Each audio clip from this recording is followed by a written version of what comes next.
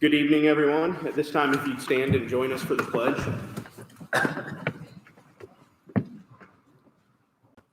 I pledge allegiance to the flag of the United States of America and to the republic for which it stands, one nation, under God, indivisible, with liberty and justice for all.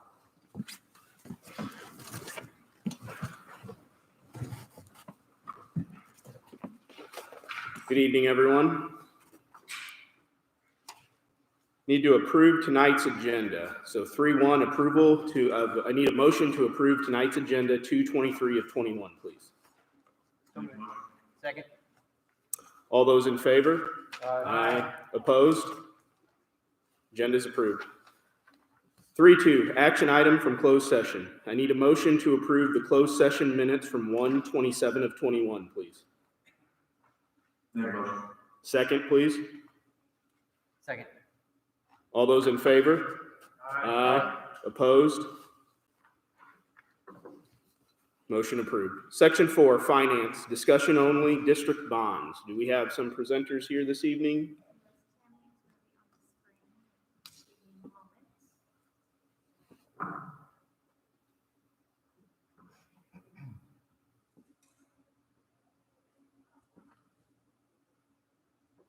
Tammy? Are you there? Hi, Tammy, you there? Yes, I'm here. All right.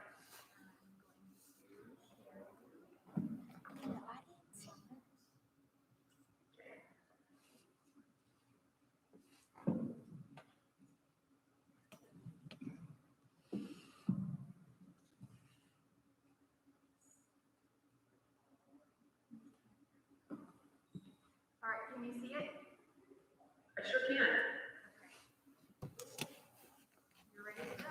Sorry. I'm ready. Great. Well, good evening, everyone, and thank you for giving me some time on your agenda tonight.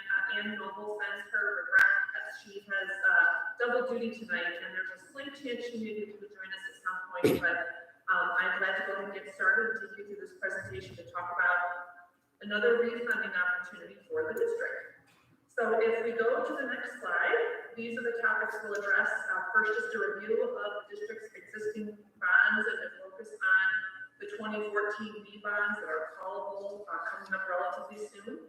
We'll talk a little bit about the current interest rate environment, show you some estimated savings, and provide you with a recommended approach here at the end.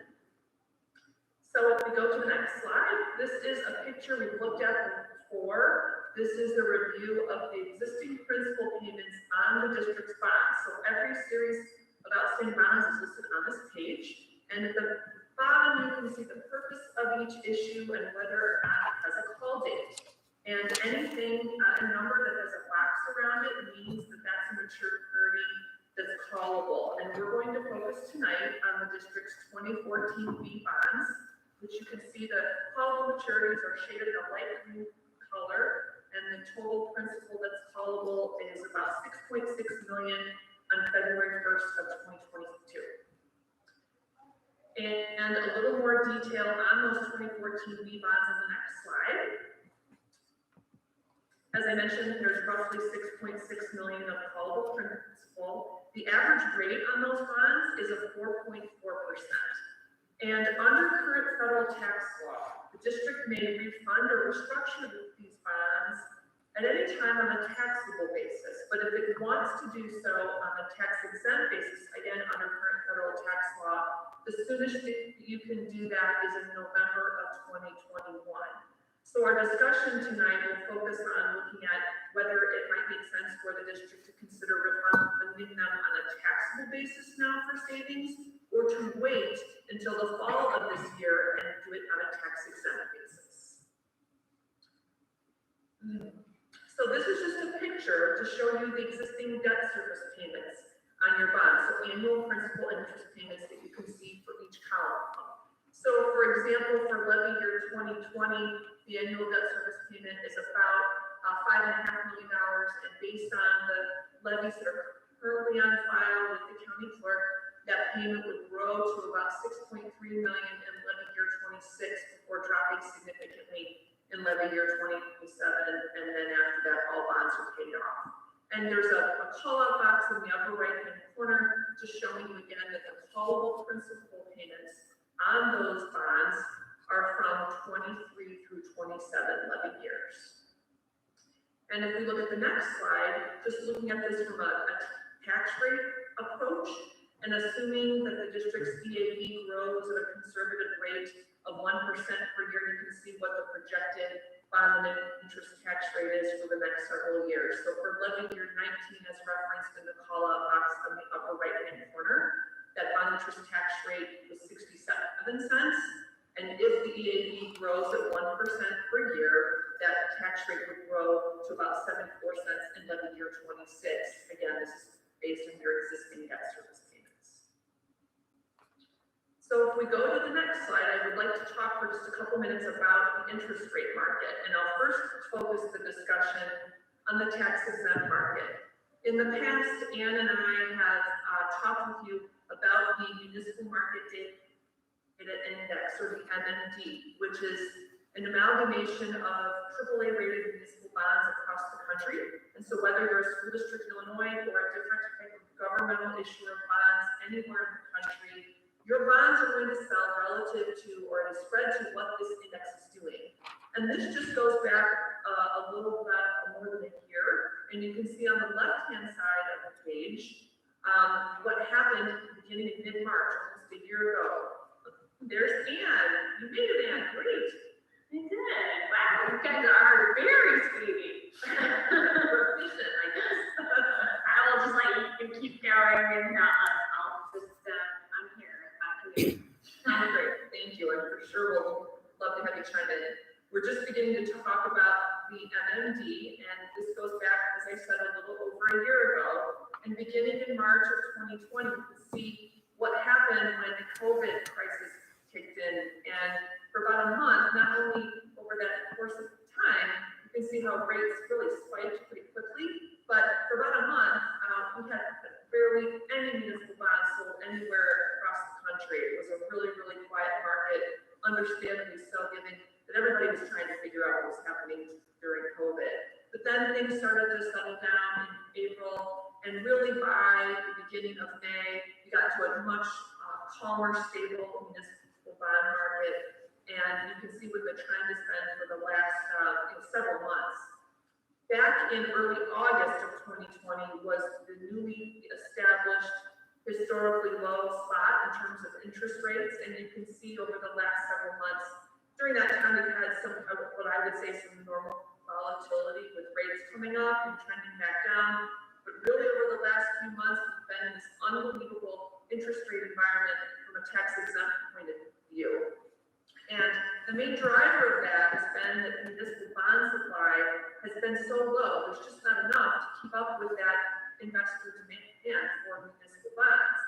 Now, if you look over on the right-hand side of the page, depending on the spot you're on the yield curve, you can see that yields have been coming up roughly about 20 basis points, or 0.2%, just in the last couple of weeks. And I know neither Ann or I have our crystal balls working tonight, but what I think we can share with you initially is that this certainly seems like this may just be a correction, if you will.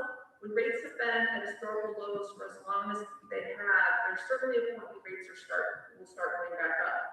Whether this is a short-term fix, if you will, or if this is the beginning of a trend of a rising interest rate environment, time will tell. And I don't know if you'd like to add any perspective on that, but I know we're certainly in a bit of a wait-and-see mode right now in the market. Yeah, I mean, there's a lot of uncertainty about what's going on in Washington, as you all can imagine, and the size of the stimulus package and what it will be made up of, and what inflationary impact there may be. So the market's a little skittish right now.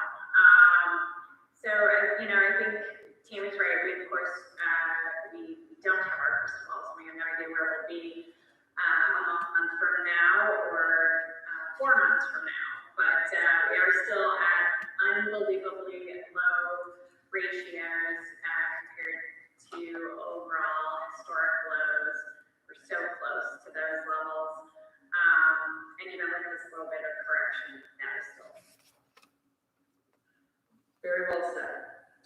why don't we go to the next slide and we'll talk for a minute about the Treasury market, because when we talk about taxable municipal rates, we need to look to the Treasury market because taxable rates price again at a spread to what the U.S. Treasury market is doing. And we're looking at the same time frame we were looking at a slide ago in the tax exempt market. So for early 2020, and you can see where Treasury rates were heading leading into COVID back in March, and we had some volatility in the Treasury market there as well.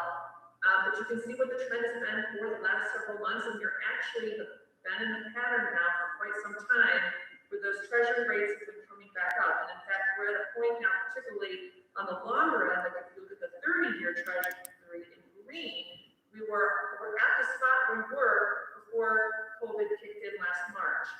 Not quite the same story on the shorter end, but there is again this trend of rising rates in the taxable market. And as Ann said, it's really the same factors influencing the Treasury market. With COVID vaccinations rolling out, the COVID numbers of new cases getting lower and lower, signs that the economy is improving, that's certainly fueling the pressure in the Treasury market and causing those rates to go up. So why don't we go to the next slide if we could? And we're going to show you some numbers here. So first, let's look at a taxable refunding of those 2014 bonds. We use for now a dated date of April 1st, and we're using current rates in the taxable market. So if you were to do this transaction in the next month or so based on current market tone, we're showing you total estimated savings or reduction in debt service, reduction in taxes for taxpayers would be roughly $840,000, shaded in the yellow column. And of course, as you may recall, when we look at savings analysis, we look at it on a present value basis as well, and that's provided at the bottom. The net present value benefit there is about $781,000. And we take that number and divide it by the amount of principal that would be refunded, so the approximately 6.6 million, we get the percentage calculation of 11.8%. And these numbers, by the way, are all net of estimated cost of issuance for the transaction. And I know when Ian and I have spoken with you in the past about minimum savings targets for refundings, while it's not an absolute rule of thumb in every refunding scenario we look at, but if the savings on a net present basis is at least 3%, then it tells us that it's at least worth the board looking at the numbers. There's another figure provided on this page in the blue box at the bottom that provides a negative arbitrage of roughly $72,000. And this is speaking to the inefficiency of the escrow. So you may recall the mechanics of a refunding are such that you issue new bonds and you generate proceeds and you put the money in the escrow and it earns in the escrow until the call date on the bonds to pay off the bondholders on the principal that's being called. So in a perfect world, we have a nice healthy interest rate to earn in that escrow. The yield would be such that we could make it as efficient as possible. But unfortunately, yes, the good news, bad news here is that borrowing rates are low, but investment rates are also very, very low. So we need to put more into the escrow because it's investing at such a low rate, it makes it inefficient. It causes negative arbitrage. And a way to think about this is if we had a higher rate or higher yield in that escrow, it was more efficient, that $72,000 of negative arbitrage, we could put it back into the savings. So that total savings of roughly $840,000, we could add another $72,000, give or take, to that. So it's already being factored into the math. But we just wanted to highlight it because given that even with the April 1 refunding, and we wouldn't close on the transaction, in the spring, the call date isn't until early 2022. So you're going to have some negative arbitrage simply because we are several months away from that call. Okay. So why don't we look at the next slide?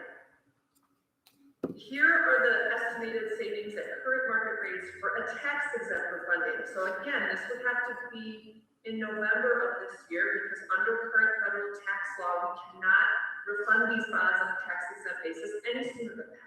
So if tax-exempt rates were to stay the same as they are now, Total estimated savings is again in that yellow shaded column, is at roughly $1.12 million. And on a present value basis, it's about 1.07 million listed at the bottom there, or over 16.2% on a present value basis from a percentage calculation point of view. So of course, if rates stay the same and we can do a tax exempt funding in fall, the numbers would be better. The savings would be more advantageous to the district. But it's important to think about what's the break-even analysis between a taxable funding this spring versus waiting for a tax exempt funding in the fall. And the answer is provided in that box. It's 75 basis points or 0.75%. So in other words, if tax exempt rates go up by more than 0.75% between that April of 21 to November of 21 timeframe, the district would be better off doing a tax floor funding this spring. That's the best way to think about that. Any questions on that? Okay. All right, so why don't we go to the next slide? So this is just providing the graphic view of what we looked at earlier before we looked at existing debt service. So the gray shaded area represents existing payments on file with the county clerk. And if you did the funding based on the numbers we just showed you, where the savings is approximately level every single year, that's represented by the blue bars. So all the blue bars are slightly lower than what the top of the gray shaded area would be in any particular year. And if we go to the next slide, we also wanted to show you an alternative to how you might structure this refunding. So this is looking at, again, taxable funding this spring, but we're targeting the savings in levy years 24 through 26 as represented by those purple lines. So we concentrate really all the savings in those years. It would aggregate to basically the same total savings as you saw in the level savings structure a couple slides ago, but we're putting it here so that we can try to level out the overall debt service picture of the district.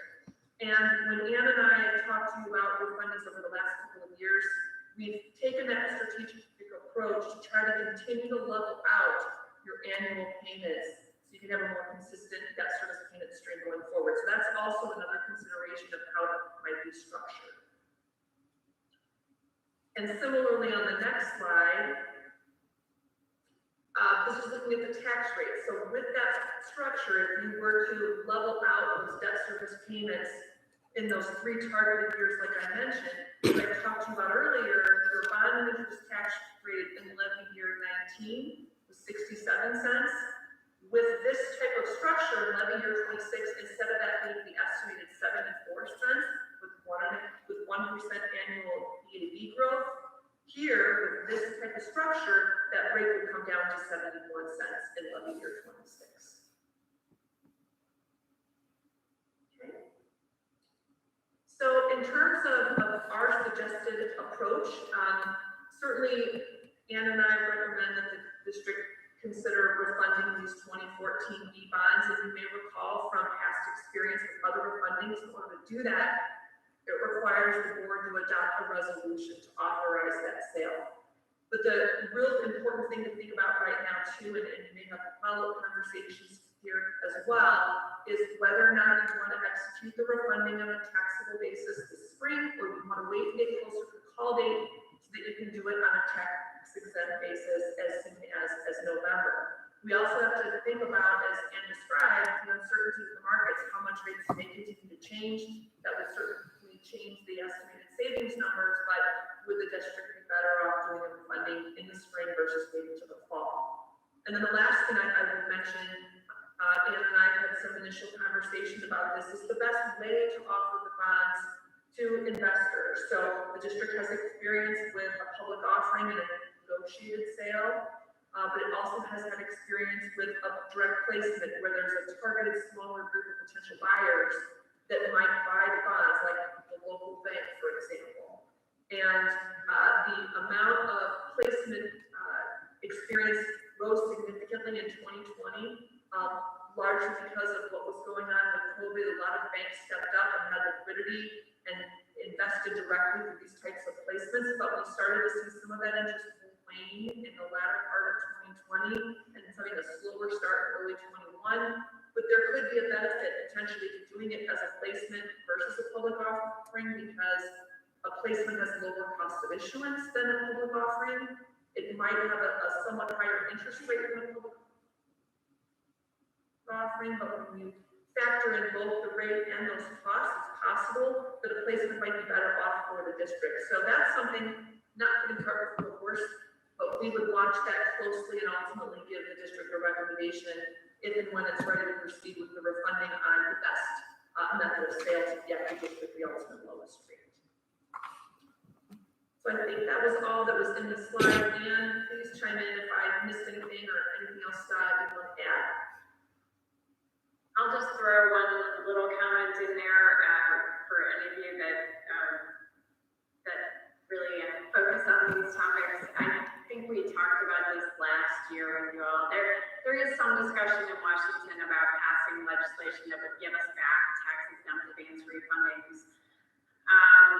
I don't expect, if we get that, I don't expect that it would happen in time to change this for you all anyway. Were it to happen, I think best case scenario, it would get approved this summer and effective date maybe in the fall, maybe the first of 2022. So that, I think we can set aside that as a likely impact to your consideration. So I think it just becomes a consideration of, we know we have board elections coming up, and then a discussion of kind of bird in the hand, two in the bush, and nobody knows for sure what the right answer is there, because if we did, we'd all be millionaires. So you all just have to follow your gut on that. So, can I? Happy to answer any questions. Yeah, I have one. This is Susan Morley underneath the mask here. So, the question I have is, I pulled out a presentation from long ago, January 30th, 2017. And for many, many years, the targeted B&I rate was at 70 cents. And so obviously, by the fact that now it's up to 71, it's 71 cents. Can you tell me why, foregoing the 70 cents B&I rate is acceptable? Was it just because from a taxpayer standpoint, you wanted to keep it at 70 cents per 100,000? Do you get what I'm saying? No. I think I caught part of that. And did you hear all of that? Yeah, I'm having a little trouble understanding, Susan. So we were looking at a presentation that showed the tax rate at what level? Can you quote that for me again? Because I don't have that up. Yeah, okay, so here it is, and this is from January 30th, 2017. And when we scheduled out and our debt service, one of the goals was always to keep the B&I tax rate the same at 70.70. Now, what was the rationale for that?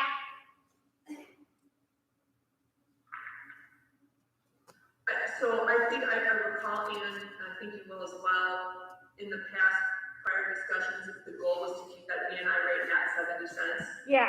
That's what we've had some years below 70. And Susan, are you asking about projection that it would be greater than 70 cents? Yeah, so, right. Or are you interested in why it's below 70? So why was that such a concern for many, many years? And now, it's not, it doesn't concern you that the B&I tax rate is over 70 cents.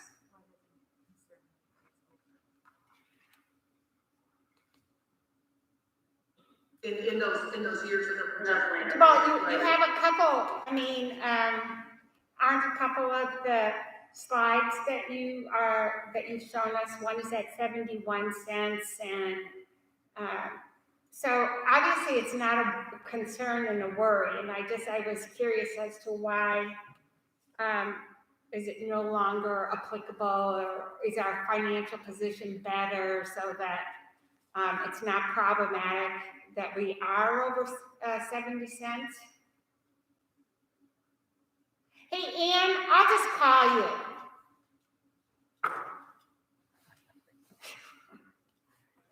I guess there's that. What did you say, Superman? That's the very last thing, what did you say?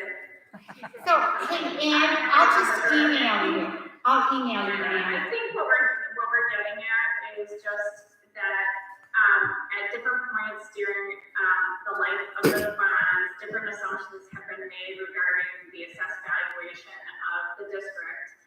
And obviously, the assessed valuation of the district comes in factually at whatever it comes in at. So over time, projections are never right because we're just doing our best shot at estimating.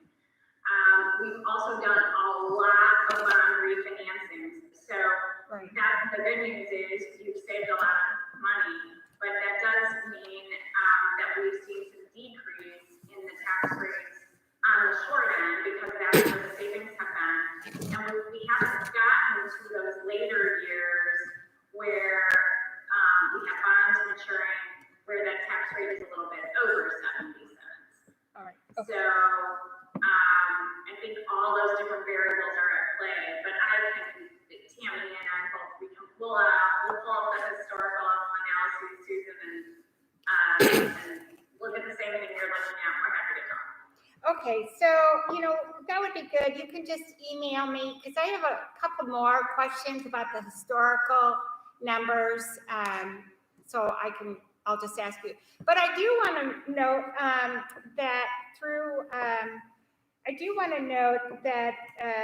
just for the audience, that on January 30th, 2017, our debt service total, basically total obligation debt service was 72.9 million. And looking at the presentation today, we're at 41.78 million. So we've made good headway, reduction of debt by about 31.1 million, which for us is really good news because we were way overextended. Our numbers and percentages were outliers relative to other school districts. So I view that as good news.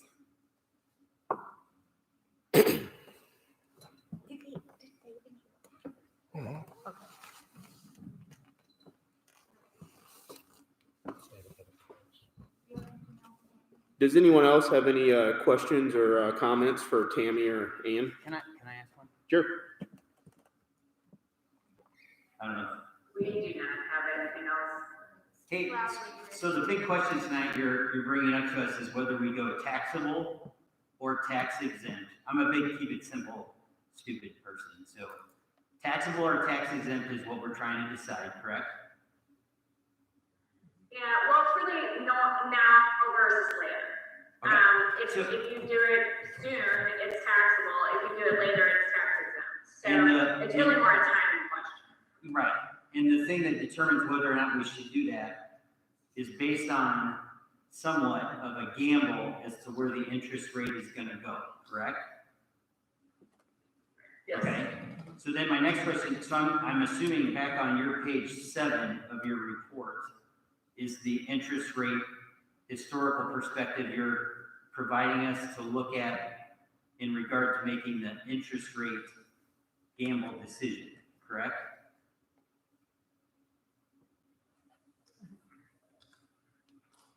Yeah. Okay, and then should we be looking at, I know you give us a 1 year, 5 year, 10 year, 20 year. To me, it's the 1 year we're worried about because it's what it's gonna do in 2021, correct? And the graph that you have there seems to be continuing downward to me. Page 7 of their presentation. Yeah, so, I mean, obviously, the shorter term rates are moving less than the longer term rates. This bond issue that we're looking at for you all is a 7-ish year bond.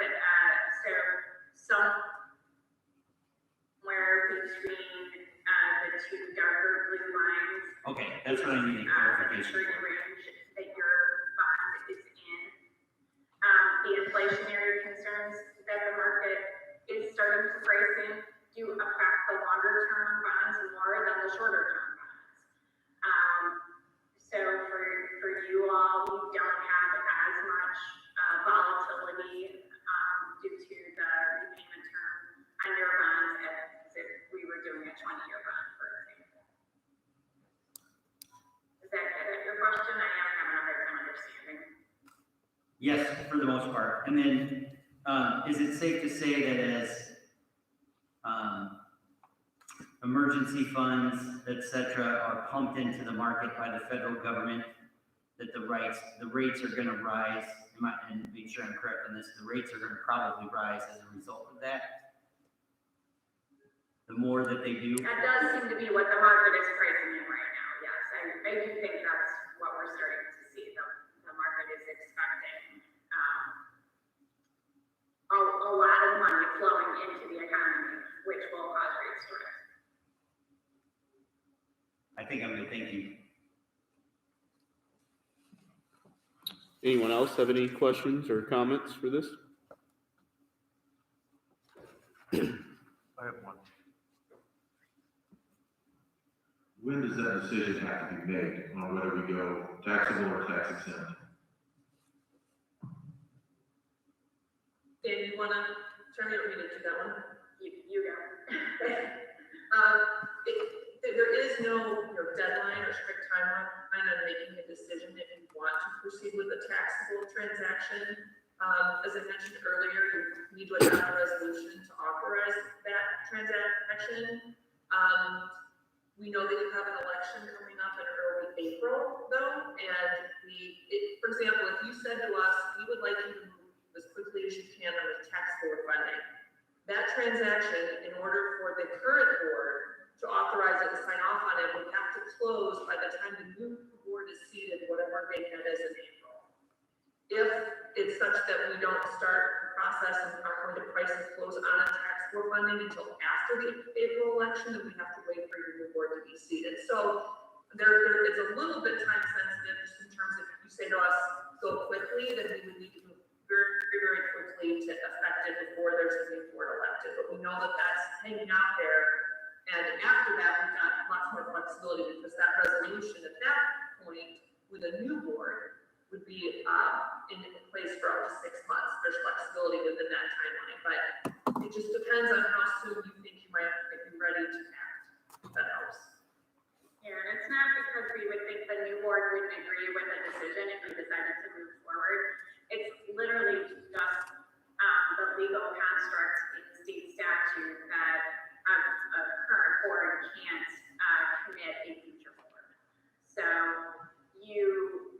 if this board wants us to move forward, we have to finish the entire transaction before the new board is seated, or the new board has to authorize it, and then we would finish it with the new board in position. So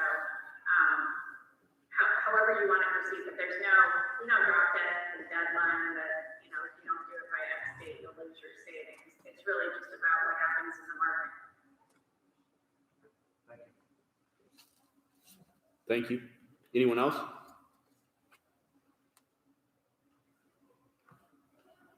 Okay, thank you, guys. Section 5, communications. We have emails and, I'm sorry. We have emails and people in person that may want to address the board. I think we'll start with those in person. So this is the opportunity to come up and address the school board on any topic. I'm sorry, excuse me, any agenda topic that you might have. There'll be an opportunity later for any topic. Would anyone like to come? If I could ask that you please state your name when you get to the podium, and everyone's entitled to 5 minutes. Hi, my name is Laura Calderon, and I'm a parent of 3 Ball-Chatham students. Good evening, board, and thank you for the opportunity to address you this evening. I'd like to provide some comments on agenda item 8.6, Fall 2021 full-day in-person learning option. First, I would like to take a moment to commend our teachers, staff, and administrators for their tireless effort over the past 6 months in making our district's hybrid plan as successful as possible given the circumstances.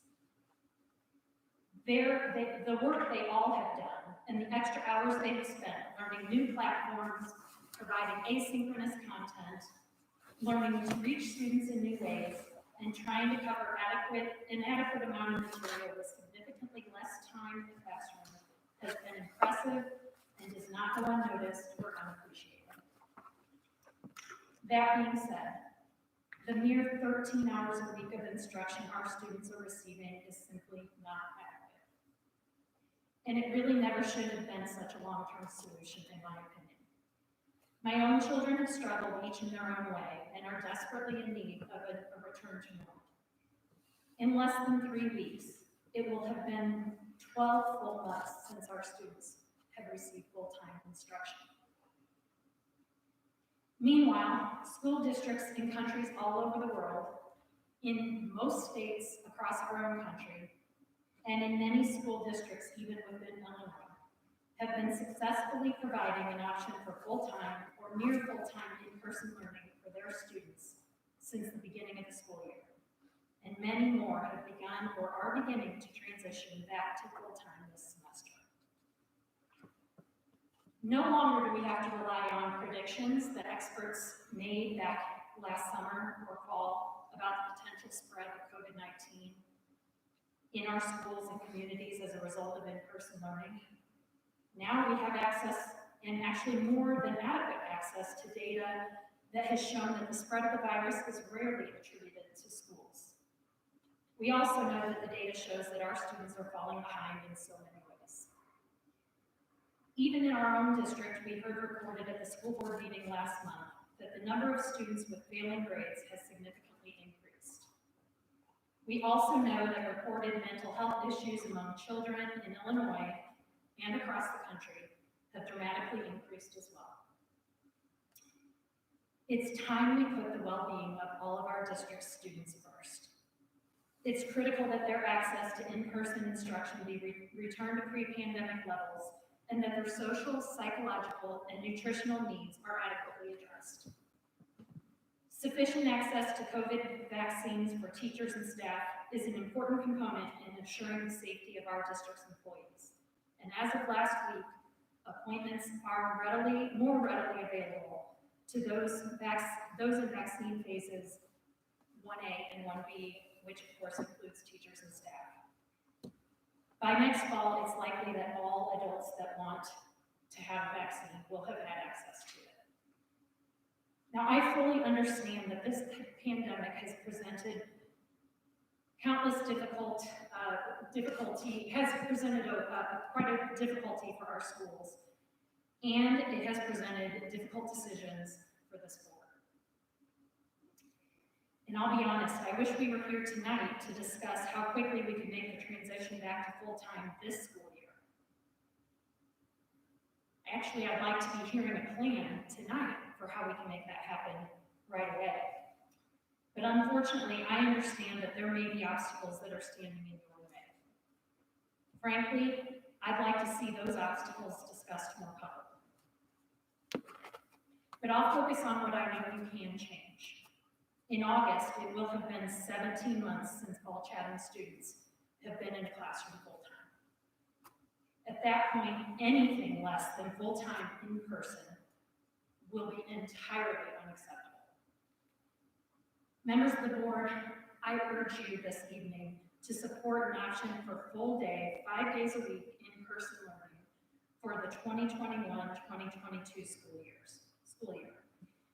Our students and families deserve the assurance that the return to normal is ahead. Thank you so much for your time. Thank you.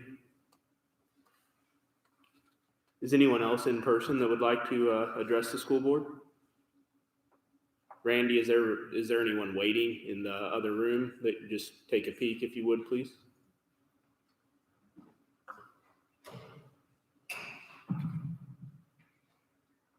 Thank you.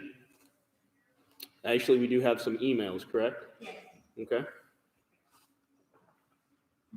Dear board members, I'll keep this short. My expectations are for, at minimum, a lengthened school day starting fourth quarter and full programming in the fall. Thank you, Don McLean. Hello, I'm a parent of 3 students in the district, and I have a few questions I'm hoping you can answer.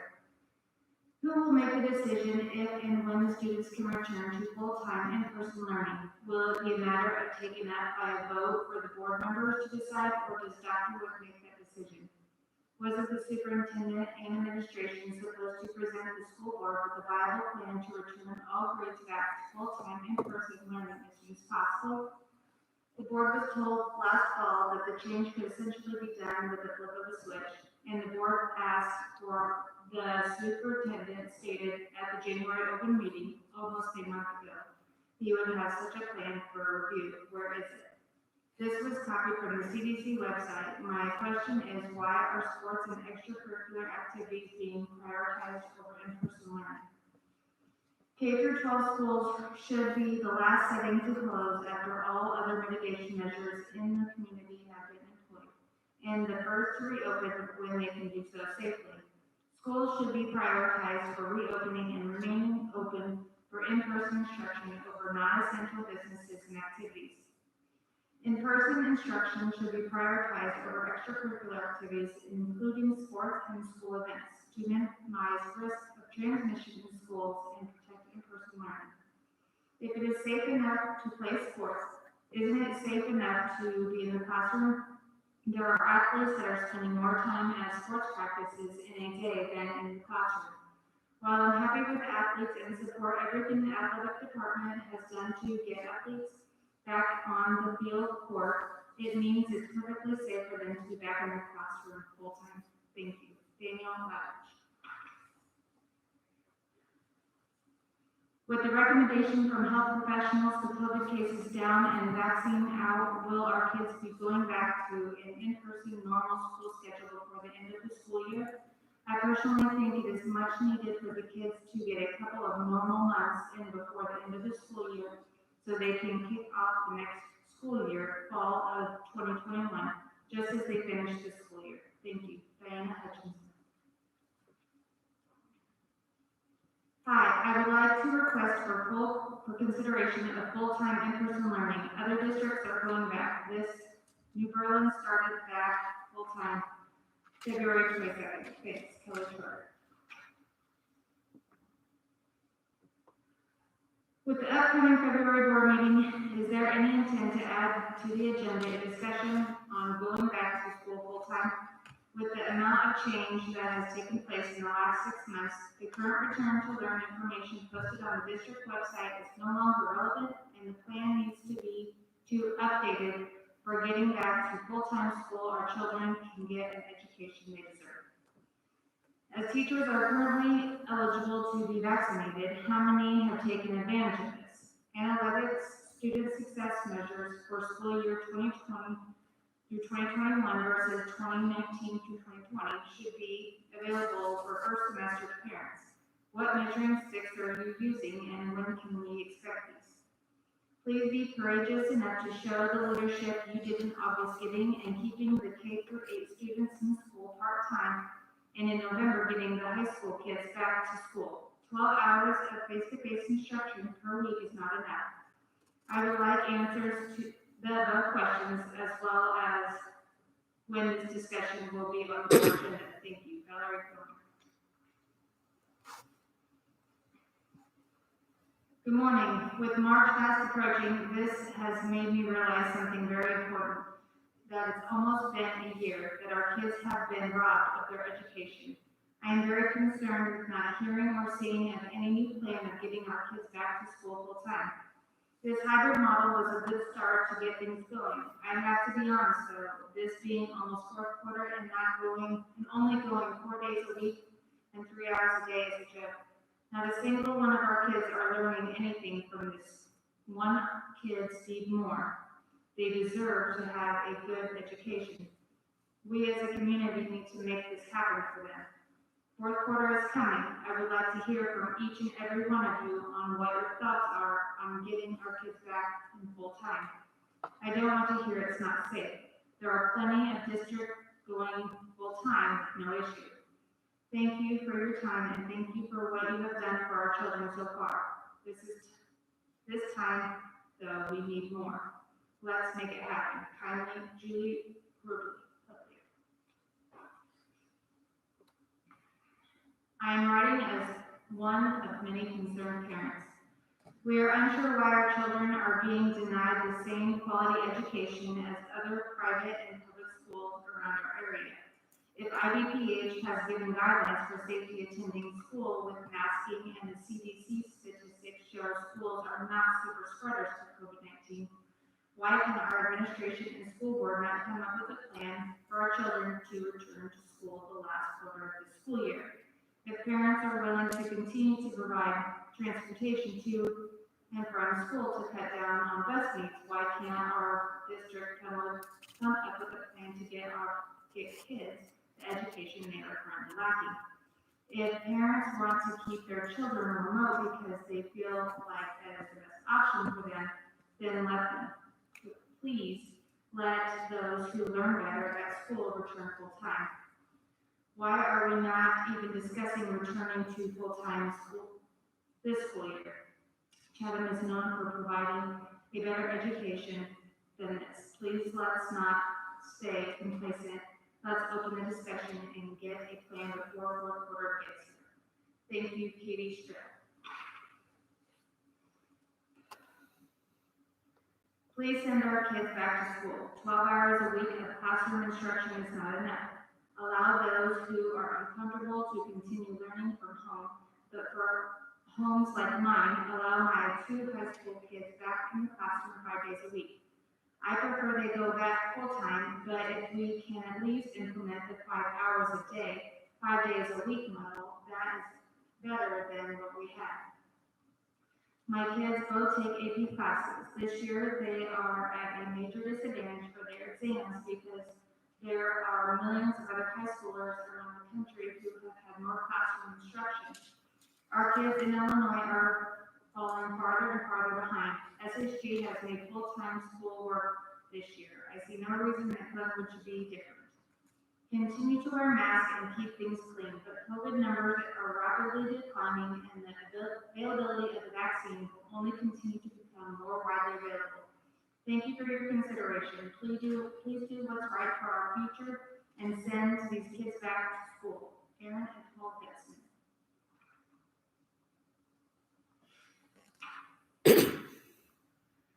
Where is the plan for return to learn more hours in the fourth quarter? Students, families, and teachers have done all of the hard things that have been asked of them and have done so gracefully. Students have been asked to wear masks, socially distance, stay home from school for running noses and headaches, put in hours of virtual work, help teach siblings, help struggling classmates with extra homework, miss out on social interaction and collaborative learning, sports, extracurriculars. Did you know that graders at GIS only have in-person instruction in math and ELA? There is no in-person PE, social studies, art, or science instruction. Families miss hours of work and family time to help students keep up, carpool friends to school so they don't get quarantined from bus exposures, get unnecessary COVID tests for one student in the family having a runny nose or headaches, incur extra expenses for tutoring and childcare. Some families even made the hard decision to place their child in private school so they would receive a more traditional learning experience. Teachers put in a lot of extra hours, visit students in their free time to help with schoolwork, worry and fret about those students that are struggling, sacrifice time with their own families to care for the students of this district. I am asking the administration to do hard things to get our kids back into a more traditional learning atmosphere. Why can't this be done? The administration needs to be more transparent about the reasons why. We all hear rumors about why, whether it's transportation, special needs services, etc., but has the administration ever made a public statement as to why? It is clear the spread of COVID is not really an issue in schools, so what is the real reason that our kids can't return to more hours of in-person learning? Rochester, SHG, Dunlap, Peoria, and dozens of other districts in our nation are successfully doing it. We are Glenwood. We can do this. Parents in the school district are more than willing to help come up with ideas that can help, but we need to know what the real issues are. Sincerely, Sharon Bloom.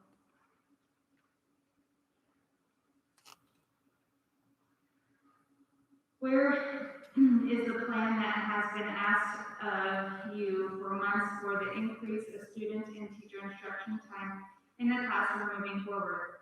Why is time being spent on fall 2021 plan that is 6 months away when you have students that need more time now? It was already posted that there is an increase in failing grades this year. That's not even taking into account students who have grades that have decreased from their normal year grades. Students need more than 13 hours of instruction time, and this year is no different. Other districts are continuing to move forward, increasing class time, and at some point the gap is going to widen between us and them. And students at GHS will be at a disadvantage when trying to compete, whether it's now or in the future. Your child's education goes beyond academic subjects and extends to a wide variety of emotional, social, and developmental styles that can only be learned in person. 12 hours of remote busy work with zero instruction is wearing on the kids and is not helping with the advancement of their learning. There is no replacement for live teachers' instruction. Students need their teachers to teach them. Continuing to keep kids out of the classroom for a majority of the day constitutes a substantial violation of their constitutional rights. I would like to see admin working hard for the students in BCSD and showing the community that we are putting students first. It is time to move forward by increasing the school day. Would be a good start. Thank you, Matt and Lisa Santos.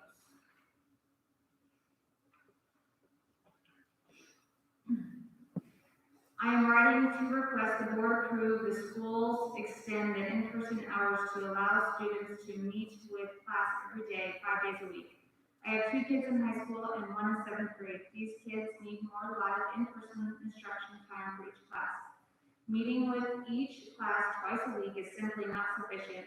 My kids have an obscene amount of schoolwork, homework, far more than they ever had or ever should have. My junior is in 3 AP classes and a dual credit class is doing schoolwork probably 5 to 7 hours a day outside of school time, including weekends. I know the teachers are doing their best they can, so I'm not complaining about teachers, but it is impossible to teach the students the full curriculum when you are only seeing them twice a week. This means the kids are partially teaching themselves the information and or not getting the full education they need and deserve, and this absolutely will cause problems as time goes on and they are trying to make up for being behind. My junior is stressed and unhappy all of the time due to the amount of schoolwork she has. My sophomore is getting ready to start the ACT and SAT test taking process, and I feel she is not ready. My son says he hates school and he used to like it. Schools have been proven not to be super spreaders. These kids are suffering and this needs to change now. My preference would be for these kids to be back in full day normal school, but if that is not achievable for the rest of the school year, I am pleading that the board increase the amount of hours they are in school in person as much as possible. Thank you, Aaron Campbell.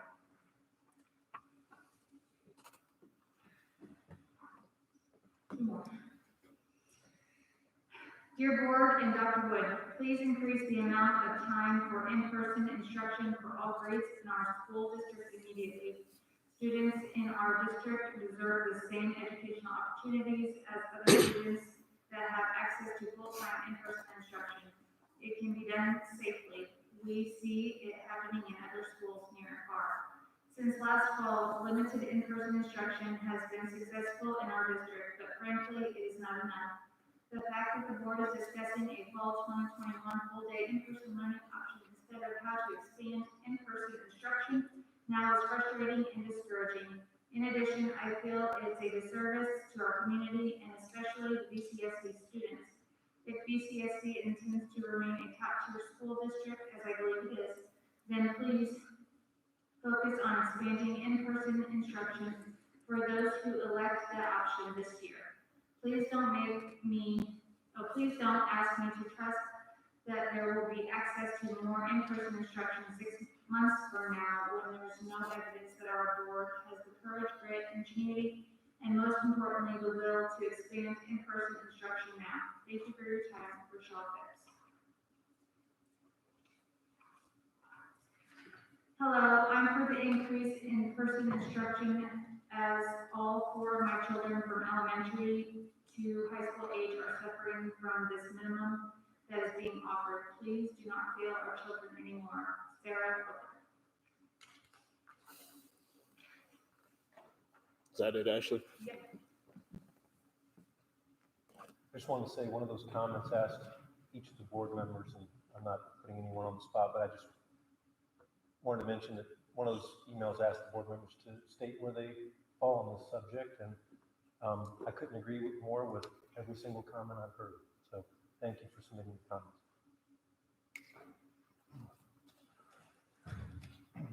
Section 6, consent agenda items. Would anyone wish to pull any of these items?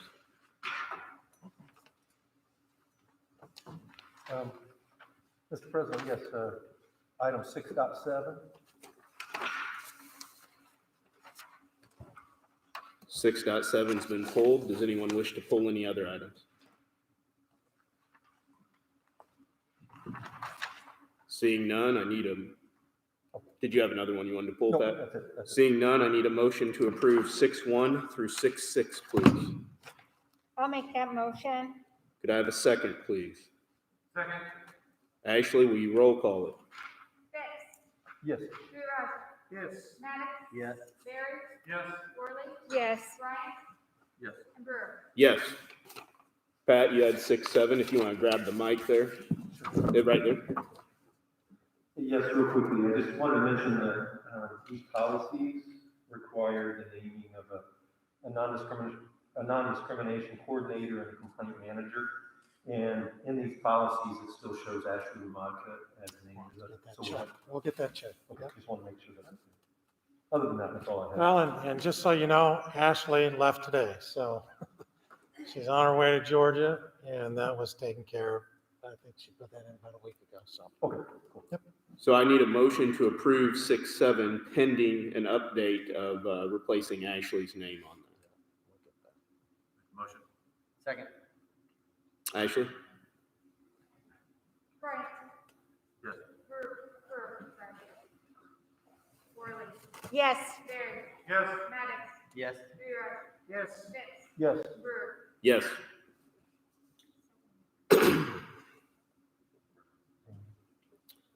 Section 7, personnel consent items. Does anyone wish to pull any of these items? I'd like to pull 7.7. Does anyone else wish to pull any? I'm going to pull 7.11, please. Need a motion to approve 7.1 through 7.6, 7.8 through 7.10, 7.12 through 7.14. So moved. Second, please. Second. Ashley, will you roll call? Barry. Yes. Worley. Yes. Maddox. Yes. Bryant. Yes. Phipps. Yes. Rural. Yes. Brewer. Yes. Steve, you pulled 7.7? Yeah, just real quick, this is the recommendation of the GS assistant girls softball coach, which is Terry McDevitt. I just want to thank him for all his coaching duties that he did over the years. I know he's still planning on coaching in the middle school, who, if the pandemic wouldn't have gone through, or if we had the pandemic, he get a shot winning the second state title in a row. I know he's going on to coach baseball, which he loves, and I appreciate all his hard work that he gave to the school district. Here, here. Need a motion to approve 7-7. Second, please. Ashley? Maddox, Yes. Barry, Yes. Rewrite, Yes. Fix. Yes. Bryant, Yes. Worley. Yes. Brewer. Yes. I pulled 7-11. I wanted to recognize and thank Jim for his years of service to the district and wish him well in retirement or whatever endeavors he has planned for this summer. I did also want to comment on some things that were discussed at the last meeting with respect to the Director of HR as well as the Director of Transportation. I know there was some discussion about the salaries. For the sake of transparency with the public, I want everyone to be aware that between those two roles for calendar year 2021, the combined salary was $208,000. After those folks have moved on and retired and we've replaced those roles, the combined salary is $197K. So between those two roles, year over year is greater than $11,000 savings to the district and the taxpayer.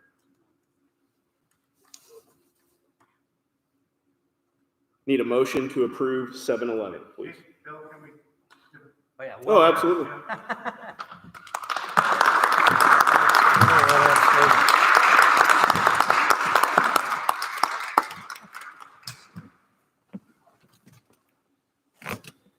Motion to approve 7-11, please. So moved. Second, please. I'll second it. Ashley, will you roll call? Rewrite, Yes. Fix. Yes. Barry, Yes. Maddox, Yes. Bryant, Yes. Worley. Yes. Brewer. Yes. Section 8, new business. Jim, we're not ready to let you off the hook yet, so 8-1's you. Thank you for the kind words, too. I appreciate that. No problem. As I mentioned last month at my annual report, we were looking to buy buses. As I also mentioned, we've had some buses fail. We've got one that failed, an engine failed, and we've had a couple of buses now that have totaled. So initially, our plan was to buy 3 buses. Charlotte and I worked together to try to find a way to purchase more buses. Our vendors offered us some differing options. And as you can see, we highlighted the low bid. They're actually 5-year-old buses. So a couple of them we've already inspected. The mechanics have looked them over. They were prior lease buses, much like what we had in the past. And what we're able to do, those buses are physically on the ground at the dealer. We can take possession of them right away. That'll increase our claim this year by taking possession of them right away rather than waiting till summer by around, I think it's around $29,000 or $30,000 this year on the claim. So it's a little outside the box thinking. You can see there that the 5-year-old buses actually have lower mileage than the 3-year-old buses. So that's why one of the main reasons we opted for that. And the money to buy those buses is actually, we can maintain that in the current budget. We won't be going outside the budget to do that. So it was really a little, smoke and mirrors, but it really worked out perfectly that we could actually buy 6 buses this year in this budget and take possession of them right away. So the recommendation is to buy the 6 buses this year. I like it, and I like out-of-the-box thinking, Jim. You know that. I know you do. It's a little creative. Appreciate it. That works. Does anyone else have any questions or comments for Jim on this? Thank you. Thank you, Jim. Need a motion to approve the purchase of 6 school buses, please. So moved. Is there a second? Second. Ashley? Yes. Maddox. Yes. Rewrite. Yes. Worley. Yes. Terry. Yes. Bryant. Yes. Brewer. Yes. 8-2, GHS roof replacement. Mike? Hey, good evening. As most of you know, back in October, we had a brief windstorm that rolled about a third of the gymnasium roof here at the high school off. That was replaced under an insurance claim, and that job is complete. That being said, the remaining roof on that barrel roof is just as old as the part that blew off. So we went out to Health, Life, Safety and asked for an amendment for them to approve the amendment to replace the remaining roof. It's about 2/3 of the roof that would need to be replaced. As a result of that, we went out to bid. We had 2 people at the pre-bid meeting, and we actually received 2 bids. The most responsive bid was Henson Robinson, and the base bid came in at $134,120. That being said, the entire cost of the project is $155,567, and which includes a 10% contingency, which we put on all of our projects, and it has architectural fees as well. So we're asking for approval for the $155,567 to replace the roof. That job's going to start around April. Mike, was the roof in need of repair prior to the October windstorm? Like, was this on the agenda to get replaced this coming year, regardless of that situation occurring? It wasn't on the list to be done this year, but it's been on the list to be replaced since I've been here. The entire roof of this school is 21 years old. Okay. It had a 15-year warranty on it, and it's been expired for about 6 years. So it's time. And that replacement for that third of the roof, you said that fell under an insurance claim, right? So that was covered for that. Is it fair to assume that the total cost would have been that much greater had we replaced the whole roof now? It probably wouldn't have been as high because of the emergency situation. So they had a huge overtime crew up there. So it would have been cheaper if we replaced it and the storm hadn't come along. It would have been considered cheaper to do so. Okay. Does anyone else have any questions for Mike on the roof?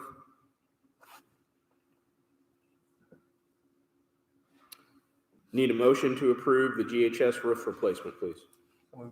Is there a second? Second. Ashley? Bryant. Yes. Terry. Yes. Worley.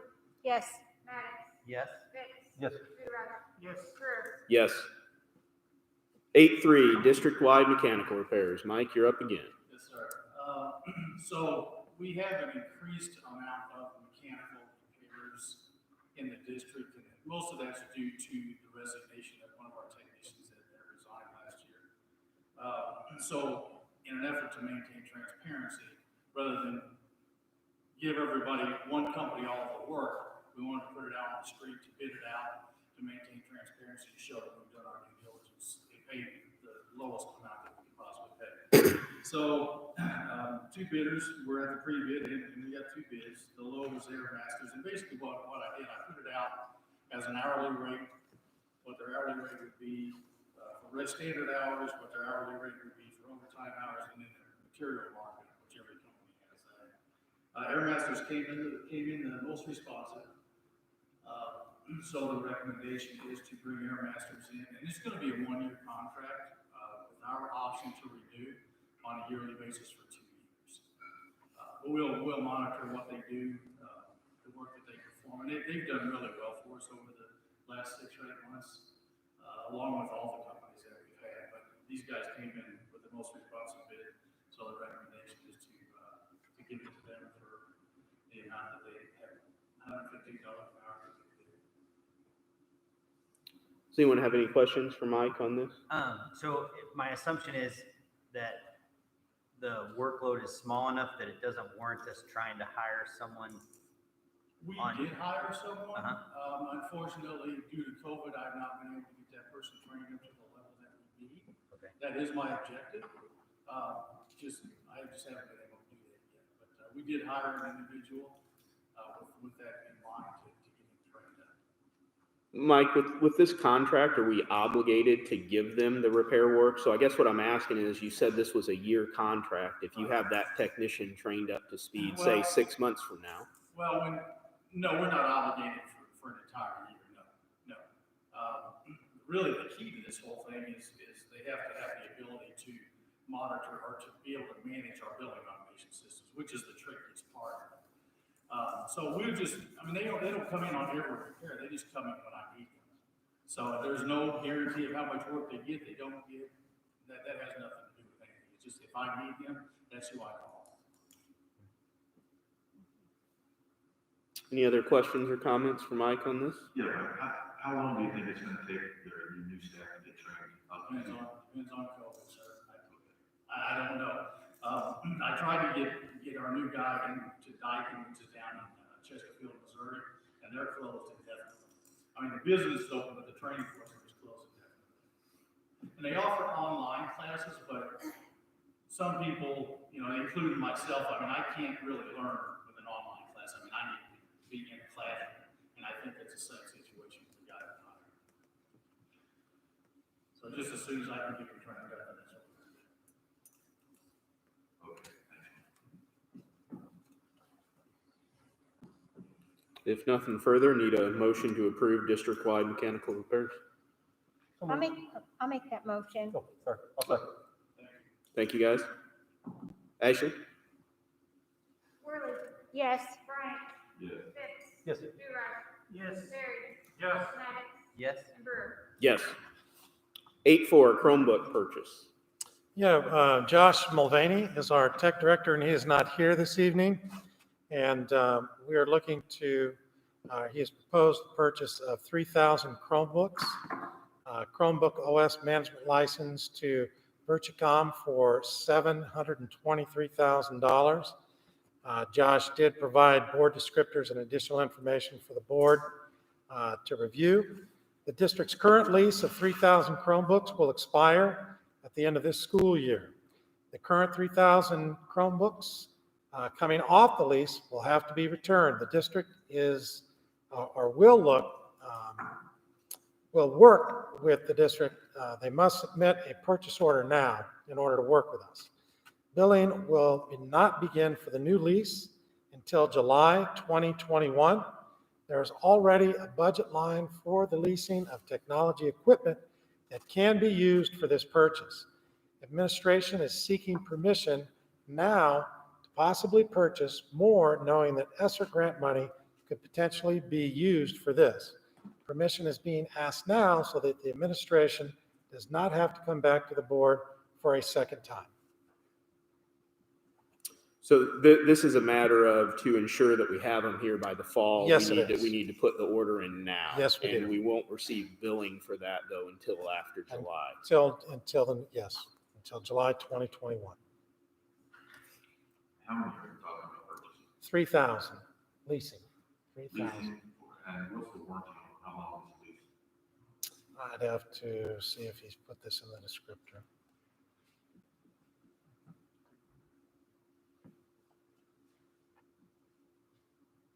Charlotte, had he indicated the amount of term for the lease? I'm sorry. Or how long was the lease? It was a 3-year lease. Yeah, it replaces the 3-year lease that ends at the end of this school year. Okay. Any And other- is that, Yeah, there it is. They'll replace them, right, if they break in that 3 years? Yes, matter of fact, in the one descriptor he had, he said no additional cost.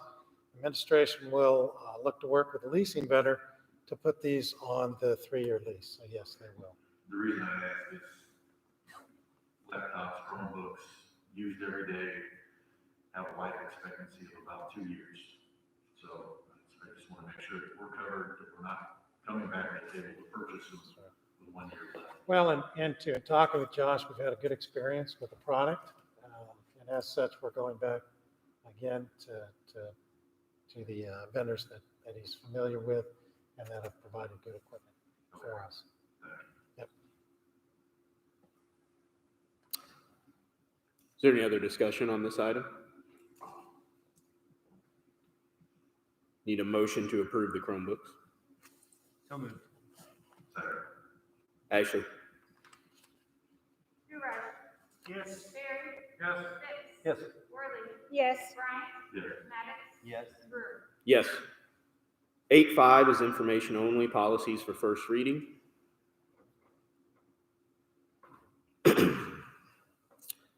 Again, this is first reading only. 8.6, Fall 2021 Full Day In-Person Learning. Is there, I anticipate there's some discussion on this topic. 8.6, did you say?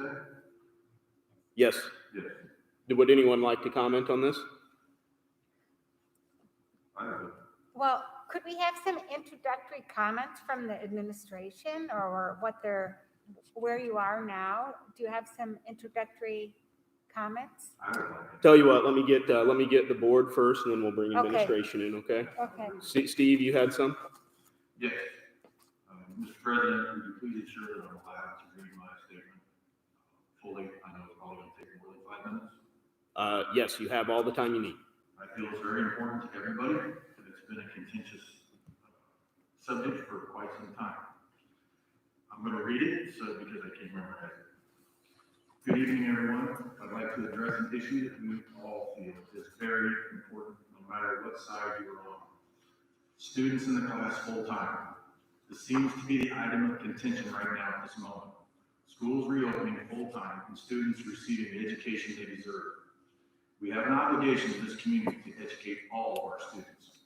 It has become very clear in the past few weeks from Dr. Fauci, the CDC, ISB, and even the President of the United States have deemed it safe and important that students return to school full-time, not only for better education, but for their mental health and well-being.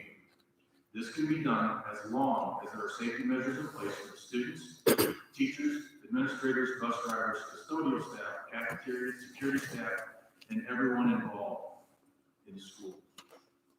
Science has determined that students pose a small risk to infect others or be infected with COVID-19. Yet we must take into account all factors involved with reopening the schools full-time. We now know more about the coronavirus and the lack of communicable spread in schools with the proper safety precautions since schools were shuttered in March of 2020 to flatten the curve. We must get the students in school full-time. We, as adults, owe them more than what we are currently doing. Continuing down this path of hybrid and virtual learning will be a long-term detriment to our youth. As a parent, taxpayer, and school board member, this is unacceptable. We must do something now to show our students that we know how to act as adults and move forward for learning so that they will graduate and lead us into the future. The future is our students, and how we choose to act will dictate not only our future, but generations to come. As we have learned, closing schools does not protect the community from the spread of the virus. With safety measures, people are going about their daily lives. We as a district have proven that our hybrid model is successful. Our teachers, students, and all staff have done everything we have asked of them, even when we were not sure it would work. I know the Ball-Chatham Community School District had to redirect itself into a virtual learning capacity in the beginning of the pandemic, and we did it with success. The teachers and administration and all staff pulled together in uncharted territory and made it work to ensure that the students received an education to finish out the school year. Was this perfect? Absolutely not. With a plan presented to the school board by the administration last fall, we voted before this school year to bring K-8 back to school as a hybrid model. Many said that it could not be done and that we would be closed in days or weeks, and this would kill students or staff. None of that happened. But with a team effort, the great staff at Ball-Chatham accomplished this task. We proved that we could be successful and brought the high school back as a hybrid model in November. Is this the perfect solution? No, but it is what we have to work with at this time. Now we need to move to the next phase and redirect ourselves to bringing the students that want in-person full-time learning back to the classroom where they belong. There is no scientific fact that virtual learning environments are effective for primary school-age students. I believe that science would argue that students need to be in school not only to learn, but also to learn social skills. I don't think there's a person in this room or in the community that does not believe this fact. However, opening schools at any cost, though, is a bad and reckless. I know that many people think we can snap our fingers, wake up tomorrow, and schools will be back to normal. I also know that there has been discussion over the past several months by board members and the public that we can open schools to full-time instruction because other districts have done it. I wanted to provide some perspective. There are 859 districts within the state of Illinois, and only 36 are in full-time instruction, which is less than 5% of the districts. According to the Chicago Tribune, dated February 9, 2021, the data provided by the Illinois State Board of Education, about 1 million students in kindergarten through 12th grade across the state are still receiving their lessons remotely from home. This is approximately 50% of the students. Another 725,000 students are receiving hybrid of online and in-person lessons, which is about roughly 30%, 36% of total students, while fewer than 185,000 students are back in class full-time, which is approximately 14% of the students. An important point to note regarding the schools that have moved full-time, they had a plan in place to move forward full-time. It has not been foolproof. Many of these districts have had to move from full-time to remote at least once due to COVID exposure. Let me be clear. I want what many of you want, our students educated the maximum number of hours possible each day, 5 days per week. In order to move forward, though, we must have a viable plan presented to the school board as soon as possible to get the students in school with in-person learning full-time. This has been asked of the administration numerous times. Opening the schools without a plan on how to address the logistical and safety issues this semester, to me, is unacceptable and reckless. Not only will it affect teachers, students, and staff in the terms of health, illness, or morbidity, but it also directly impacts their daily structure and schedules. A plan presented to the board must take this into consideration with the time left in the school year. Let me address just a few of the logistical issues that I think people of this community deserve to know and understand how opening fast and without a plan will cause major problems. We as a community and as a strong district can overcome these obstacles. I want to make sure that the public is aware of the obstacles that must be addressed before opening the schools to full-time instruction. First, I think the public deserves to know when the superintendent will present a plan to the full school board for review. In their plan, can they move to full-time in the remaining school year? What will the logistics look like? Such as, what are the classroom sizes going to look like? Double the students, double the size. What are the protocols to keep teachers and students and other staff safe? Now let's take a moment and talk about logistics and change, so everyone understands what it truly means. In this instance, it might not be as good as we want it to be. For example, schedules. Let's talk about that for a moment. Will the students' teachers remain the same? Will the students' class schedule change? We know that full-time in-person students' classes will change, which means that their current teachers may change as well. Is that acceptable to the teachers and to the students? This also means different students for the teachers. Grading changes, assignment changes. What about final exams? The list goes on. Bus schedules. Bus drivers. Do we even have enough bus drivers to make the full-time schedule? I know the administration is working on this issue with the union. With going in person all day, bus schedules will change. Pickup times and drop-off times will change. Drop-off and pickup locations could change. School hours will change, which means the schools will have to go back to different opening times. Virtual students will remain virtual, and hybrid students will have to go full-time without the option of going virtual. Classes are set up for virtual students and cannot change. What about the lunch schedules? Are we going to ask students to go 6 hours of instruction without eating? I would hope not. How are we going to accommodate this? Now moving between classes, I know our students will do as they are told, but double the size, and we have to take into account social distancing until those rules change. How will that be accomplished? Cleaning. We have all heard this until it has just become a normal practice in our daily lives. But how will this be done with one class leaving and another class coming in within minutes? Who's responsible for cleaning? Teachers, custodians, paraprofessionals, or do we disregard the cleaning guidelines? Recess for the younger kids. Young students need exercise and will need to get out of the classroom. How will that be done? It's warming up. Kids will be kids and they may not keep their masks on. How do we handle the aspect of that school day?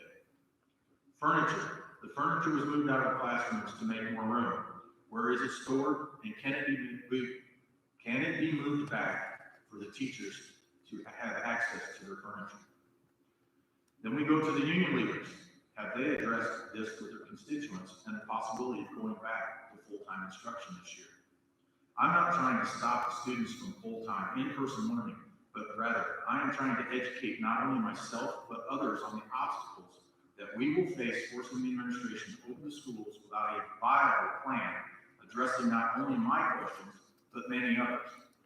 We also know that with opening full-time, we may experience an uptick in quarantine that may drive more students, teachers, and families to face the 14-day mandated quarantine.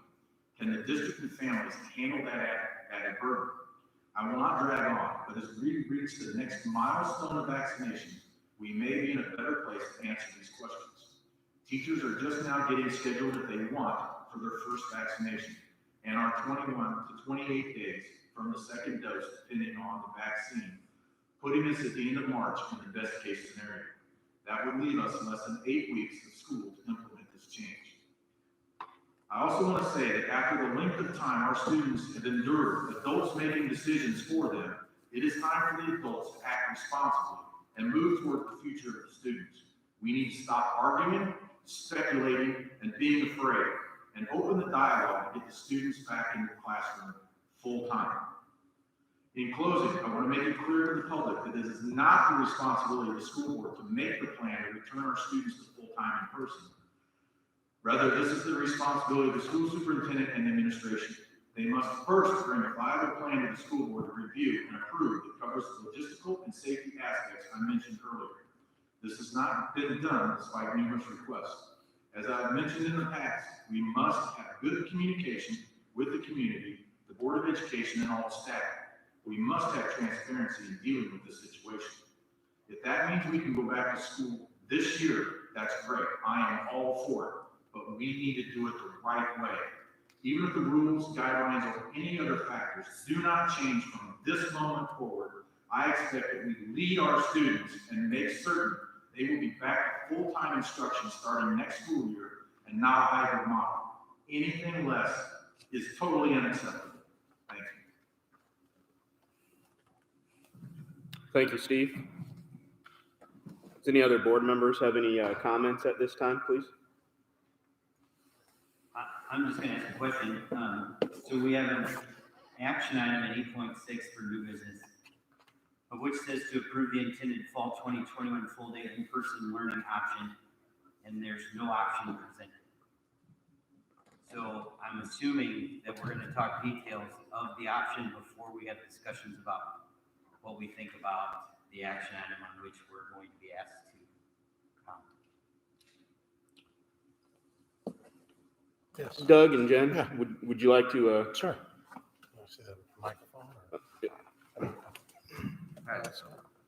What's that? No, we're good. No, we're good. When we talk about the intent of coming back in the fall, it's, most of you are familiar with the traditional school setting that we've had in past years.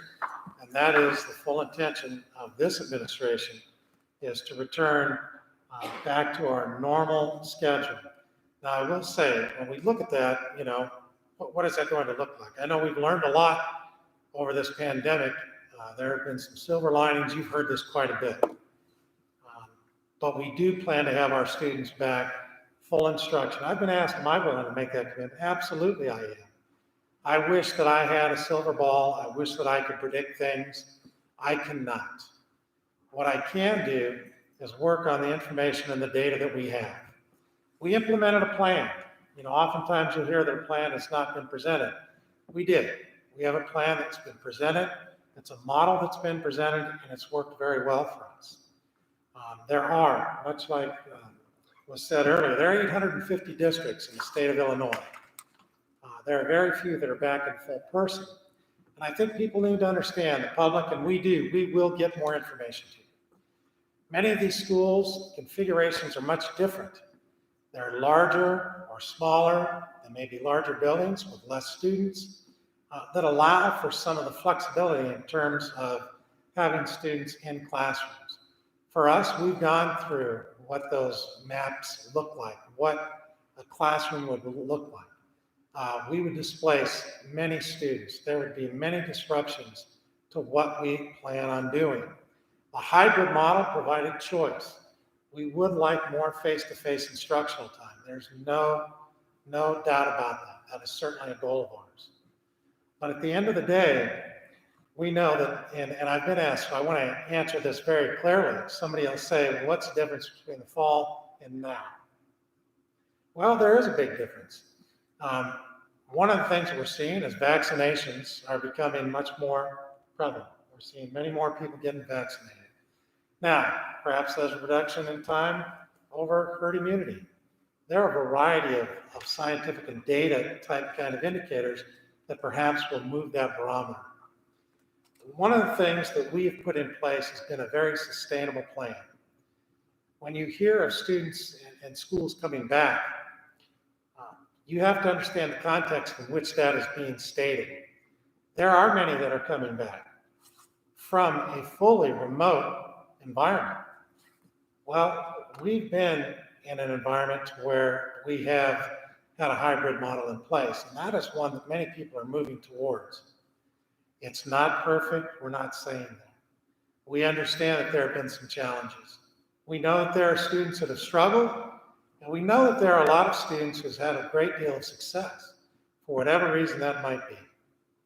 We know it's changed, and we're trying to adapt to it. When we look at the planning stages for what as we've looked at the fourth quarter, we worked with our administrators and leaders to say, what would that look like? Is that even a feasible option?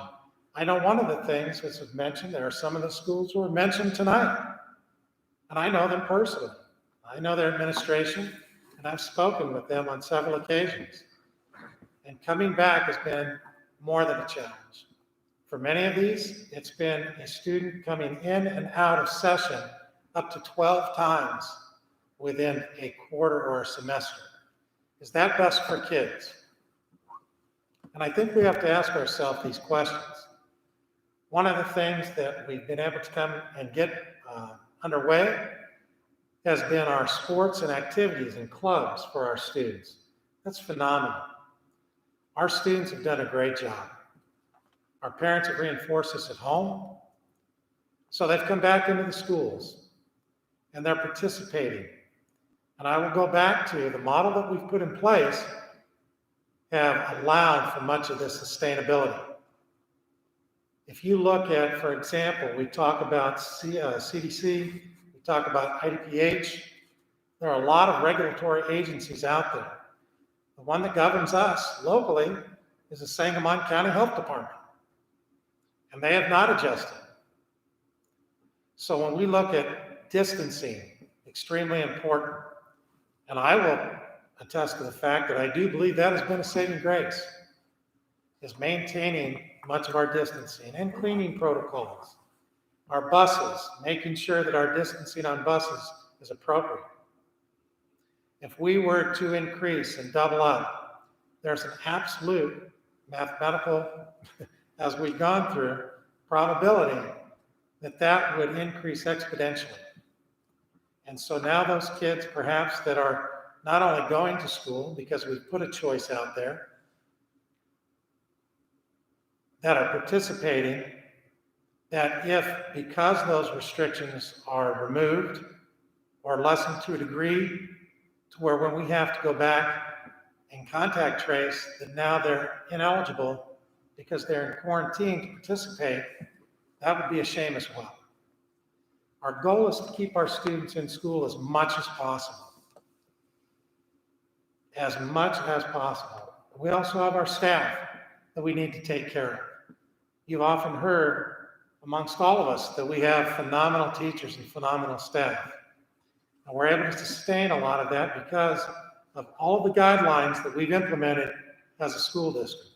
And I'll go back to, I'm not saying it's perfect. And I know it's contentious. And I know there are two sides to every story. And it's very difficult. But at the end of the day, I even have some personal beliefs in terms of where I'm at in relation to a variety of things. But I can't make decisions based on myself. It's not about me. When I am asked as a superintendent, I look at balancing everything that we have to consider and trying to make a choice that is best for our students and our school community. So when we look at the fall, that's why we reference the fall. When you mention what is that going to look like, I think that's going to look like kids being in class 6 hours a day, being out on the sports fields, being on the courts, being in their clubs and activities, the normal that we used to know. That's what that plan looks like. That's what I will support, but I go back to, what's different now than what's going to be different then than is now? Well, as I mentioned before, I think a lot of the things that we know and understand, a lot of the medical and scientific research, vaccinations, all of those, I think, will culminate and continue the trajectory to where we can make different decisions. Again, it's not foolproof. And I will say, there will be some additional communications that come out in regards to what you're stating. But I think it's extremely important to understand that this isn't done in jest. It's not a matter of us sitting on our hands and not wishing to make it happen. There's nothing that I wish more could happen than have all of our students back. But it's not going to. I know someone had even mentioned at one point back in the fall, I think it was August, that I said, it's a flip of a switch. You know what? I made that statement. I sure did. Because we had just got through going through the spring of planning for the fall, and we had much of what we intended to do in place. But then as this continued to grow, we had to change and modify. We had to do a lot of different things. Our teachers had to do a lot of different things in terms of planning and preparation, in hiring and training, in cleaning, student schedules. We started out when we asked the public, how many of you would be interested in virtual only? We had 40. Then as things began to rise and worsen, we asked again, and that went to 1,400. So we had to plan again, and that really shifted things around. So there is a great deal of thought that goes into all of this, and I don't profess that everything that we do is perfect, but I will say everything that we do is well thought out, whether it's transportation and food service. I want to go through a couple of items. That was just a brief introduction.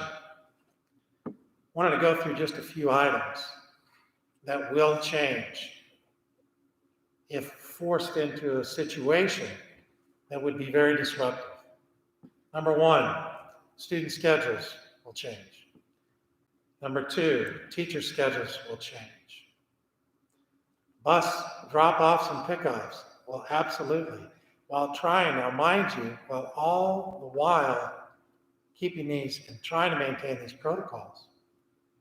Childcare is a significant issue within our community.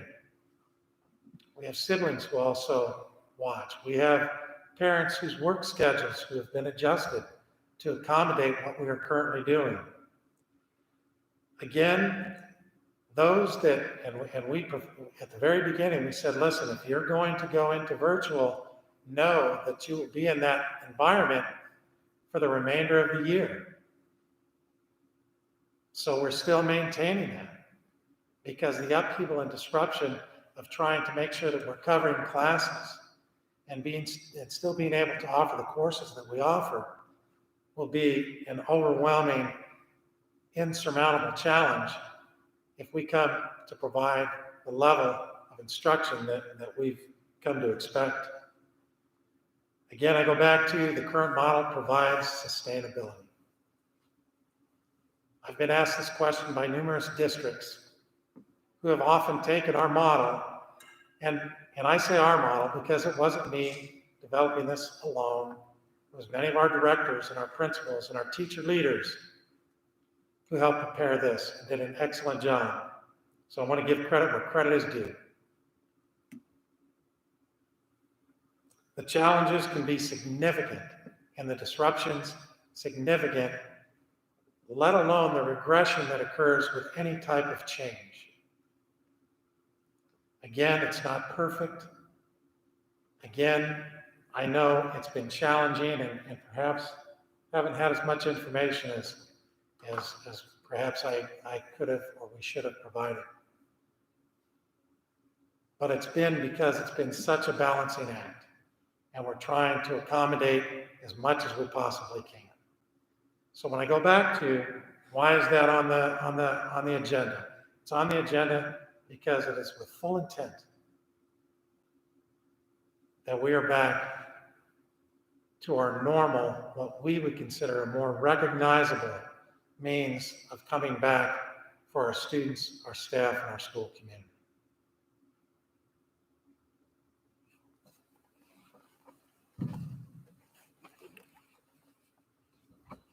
Jen, I wanted to give you the opportunity if you wanted to add anything, specifically, if you could speak to, there's been many of the emails and discussions about fourth quarter, some of the realities that would exist there in the event that were to occur. Sure, I think Dr. Wood alluded to some of the new reality that would occur should we transition or lengthen our in-person learning. We did hear from several parents about how hard our students, families, and teachers have worked to be where we are at today. And so I'm just going to illustrate maybe 5 major points that would impact our students and our families should we lengthen our school day. We have, Dr. Wood challenged us to come up and build a plan to increase in-person learning. We've done that. We've vetted it. We've problem solved. We've anticipated obstacles. Tonight I'm going to share with you just a few of them, just so that you have an idea of what that change means, so that you can make an informed decision in which direction we move in the future. So some of the unintended consequences of lengthening the school day, as Dr. Wood shared, would be our families would no longer have any choice in their learning model. We've heard from the beginning that that's very important to our community, that each individual family should be allowed the opportunity to decide what's best for their own children. Where we're at right now, at this point in the school year, we are unable to accommodate those requests. I say that because our students that are in K-8 are serviced by virtual-only sections and in-person-only sections, whereas our students serviced in grades 9 through 12, our teachers have taken on live streaming to support both learning models. So if we allow that change, then we are changing, much like we did in January, we are changing their teachers, we are changing the students that our teachers service.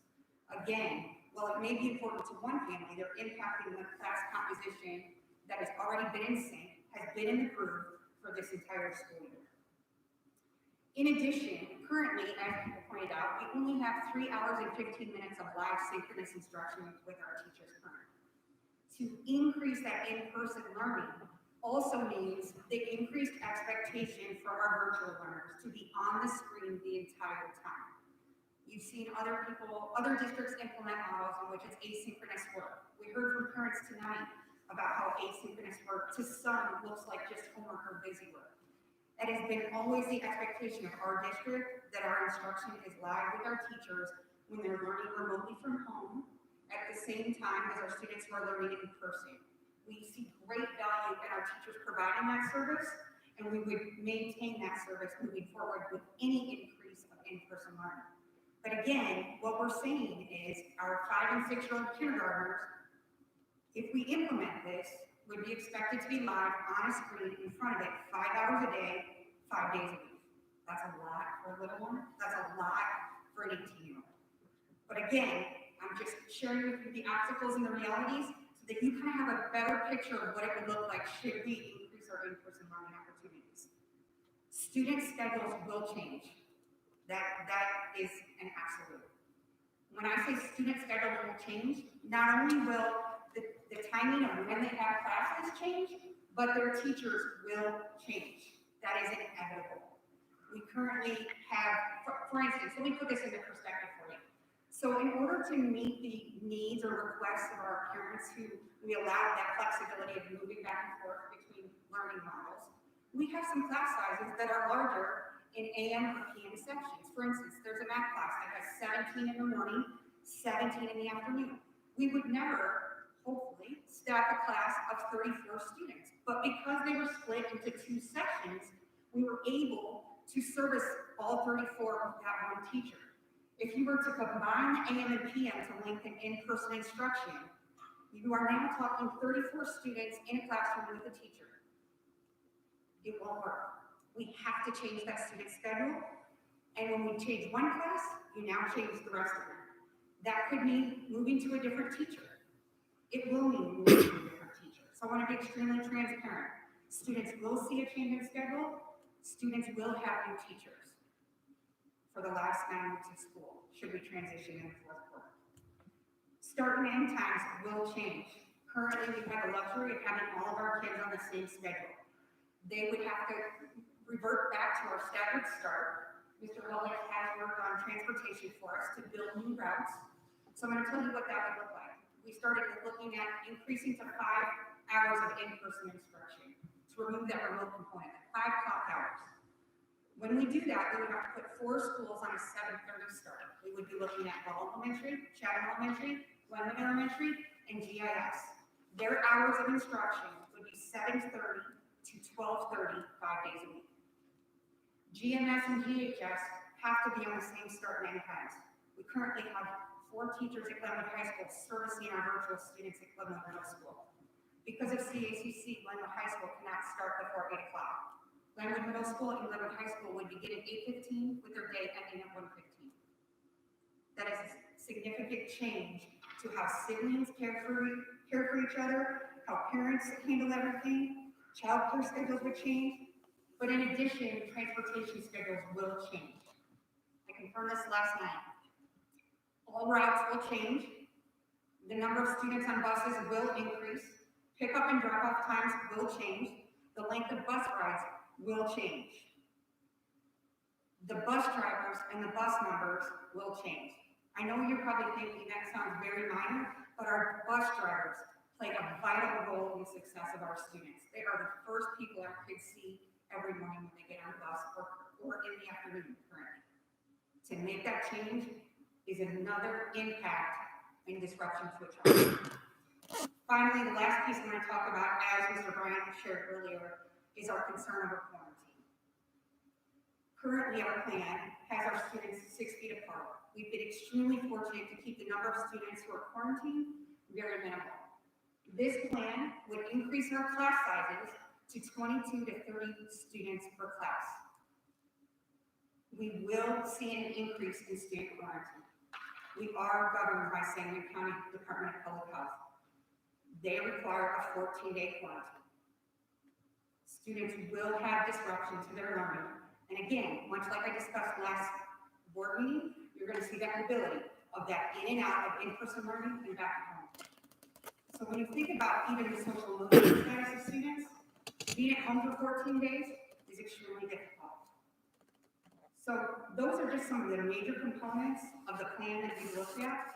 We can implement that, but I can tell you on behalf of our administration, I work directly with principals, Dr. Wood has worked with our directors. Collectively, we feel that the disruption that this will cause for the fourth quarter will far outweigh any gain or benefit to bringing students back at this point in the school year. Jen, I'd like to just clarify and make sure we understand something. You're telling us that if we went back this semester yet, that there would be no changing. And what you mean by that, there'd be no open enrollment. So if a person had a child that was a hybrid, they'd be forced full days. And if they were virtual, they'd be forced to stay virtual. Correct. Whatever learning environment or learning model they're in currently, because we have been extremely flexible as much as possible to adjust to families' needs with changing their learning model. We are unable to accommodate any requests. Whichever learning model they are in right now is the learning model they would maintain for the remainder of this week. And you're also telling us that there would be students across grade levels that would be forced to switch teachers midway through a semester. Yes.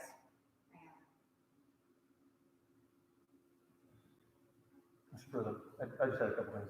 Sure. First of all, I wanted to follow up on what Brandon said in that the agenda makes it appear that there's an action item, and that action would be taken on at least next fall. Is that what, I mean, is that why this agenda items on? Yes, there's an action item on the agenda to show that it's this board's opportunity to vote on what they feel for the fall. Okay, so we will have an action item on the fall. A lot of discussion has been about whether it's prudent to go forward this semester. I do have some comments on the fall issue, but I wanted to respond to a couple of things I heard about this semester. And I'm not going to say anybody's wrong, and everyone has their own opinions. And there's been a lot of expectations and anticipations last semester that didn't come true. And so I just preface my comments with that. I am not saying anyone's wrong, but here are my responses to a couple of things. First of all, what's different between this semester and the fall? We heard that there's an uptick in vaccines. That's true. We heard there's possibility for herd immunity. That is also true. But here's the thing. Vaccines and herd immunity are not required by the CDC, the ISBE, the IDPH, or the Sangamon County Health Department for returning to school full time. Those are just facts. Let's see. I heard that start and end times will change in terms of different schools. Well, that was the case before COVID. We had different schools with different starting and ending times. Let's see here. It said that schedules would change. That already happened this semester. I know a lot of students who switched or had their schedules changed and their teachers changed. So that's not unprecedented. Families have had 3 separate times to select their chosen model. I trust you, Jen, when you say that can't be done again for the 4th quarter. But each time, they've had 3 chances, and each time, there's been 70+% of families in this district that have chosen in-person learning. So I heard that Live Teachers has always been the intent of the administration for the virtual model. I would just remind folks that originally that was not the case. The original plan that the administration recommended to us and the board voted on back in, I think it was June or July, had Edgenuity, a third-party platform for the virtual learners. And so that has not always been the intent of the administration or the board.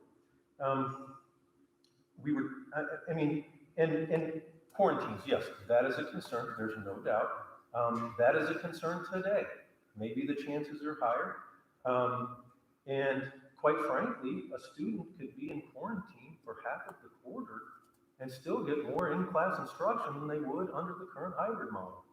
I'm not saying it's something to not consider, and I think we need to strongly consider the impacts of increased quarantines. But the fact of the matter is that's a risk today. We have sports teams.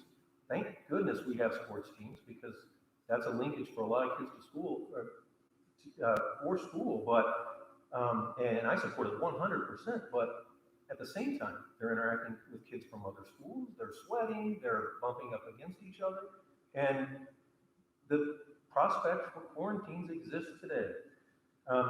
And then we hear that just generally a parade of horribles in terms of how it can't be done in the 4th quarter. With all due respect, we were told back in July that a high school going back, even a hybrid, was quote, operationally impossible. And 4 months later, come to find out it wasn't operationally impossible, because the high school went back hybrid and has been there full time since. So I appreciate the concerns about going back, but there are solutions to these things. Saying that it can't be done is not acceptable. We have to, and apparently we have identified some of the challenges, but in reality, we should be gauging, well, are those challenges insurmountable? I hope the answer to that is no. And we should start developing solutions to that so that we can go back full time. And that includes this year. I guess I just kind of, follow up on some of the things that my colleague Steve said, and he raised some great points about some of the challenges about going back full time without a plan. And I guess the answer, my response to some of those issues is, look at what's been done elsewhere. Has there been a best practices analysis done in those 36 districts to see how they did it? I know one has a pretty, well, actually, a very similar demographic in terms of student population and number of schools as us. It's been back pretty well from day one. I'm sure they've had bumps in the road, but why are we not compiling best practices so that this district can stop looking at what is going on elsewhere and start leading the pack in terms of a model that is best for students? And everyone, I think, well, I don't know about everyone, but what I've heard is everybody wants more in-class instruction. So I gather from that is that that's the best model. And why are we not solving these problems, looking at what's going on in other schools, and developing some best practices so we can be the leader instead of looking elsewhere to see who's got, a more advantageous model.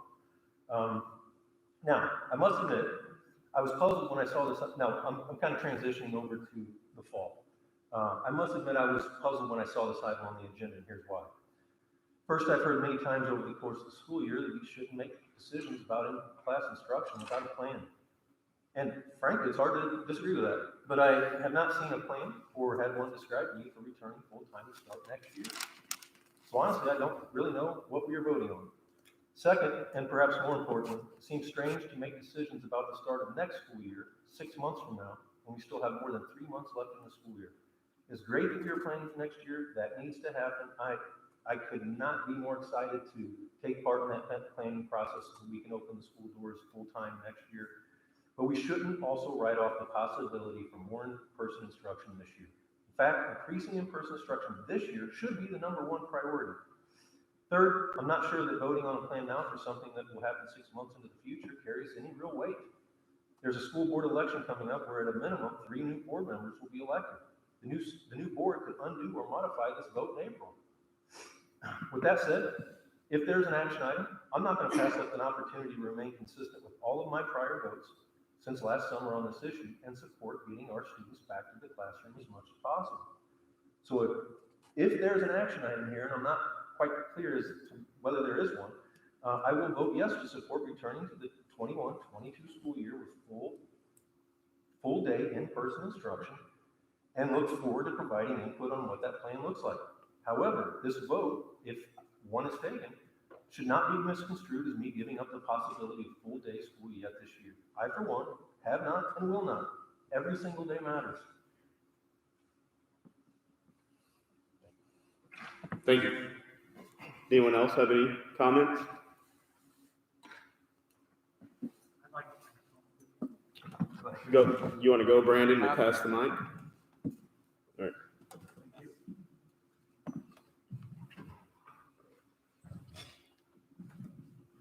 I guess, first of all, I'd like to compliment Mr. Bryant. Thanks for reading that statement. I think it largely articulates my position on the issue. I guess I'm interested in more details about a plan for returning as well. I think it's irresponsible for us to pick a date or just send the kids back without knowing what the roadmap is.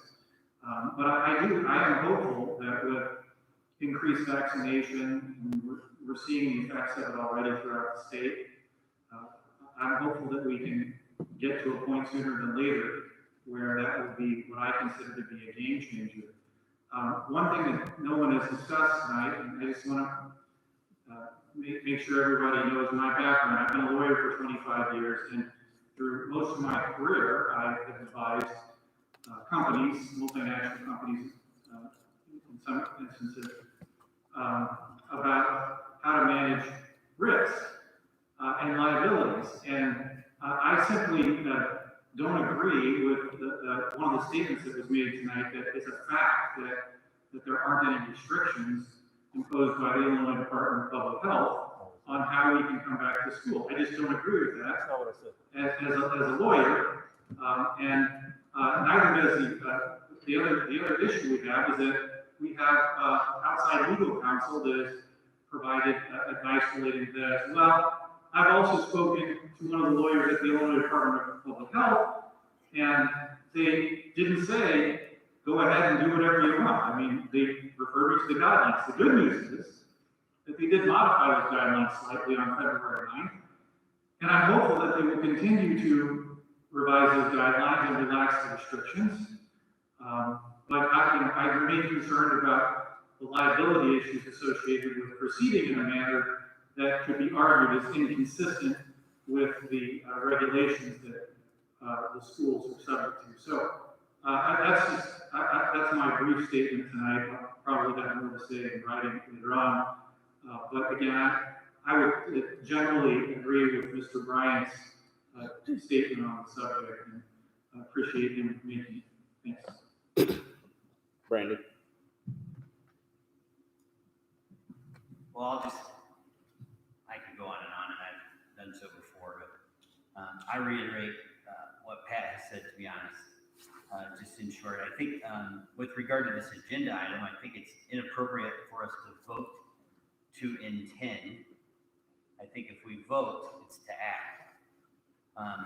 So although I, along with the rest of you, feel that going back full-time in the fall is obviously paramount in our minds, and that should be, and in complete normalcy, I don't even believe reduced days or whatnot, but unless we have a clearly thought out option, of which is indicated in our agenda, to vote on for the fall, I think it was a little premature for us to be considering this as a voting type of item. The process here always has concerned me. I guess I will go on. So school closed, and then July or June comes. There's numerous webinars and things like that discussing how schools can get back to full-time instruction. And we all meet in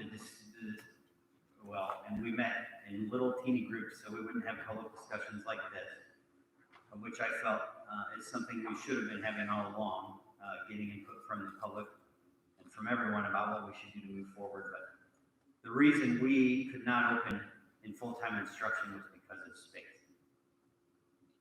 That we did not have the ability to keep our students 6 foot apart. And many of you have heard me talk about architectural assessments, and in July we did one on Chatham Elementary, which is the smallest building, of which showed that we could do it with our full enrollment, not even the reduced enrollment of those students who chose in person versus virtual. But that wouldn't be the only thing that we needed to do in order to accomplish that. Granted, and I conceded that, but it ended with that assessment.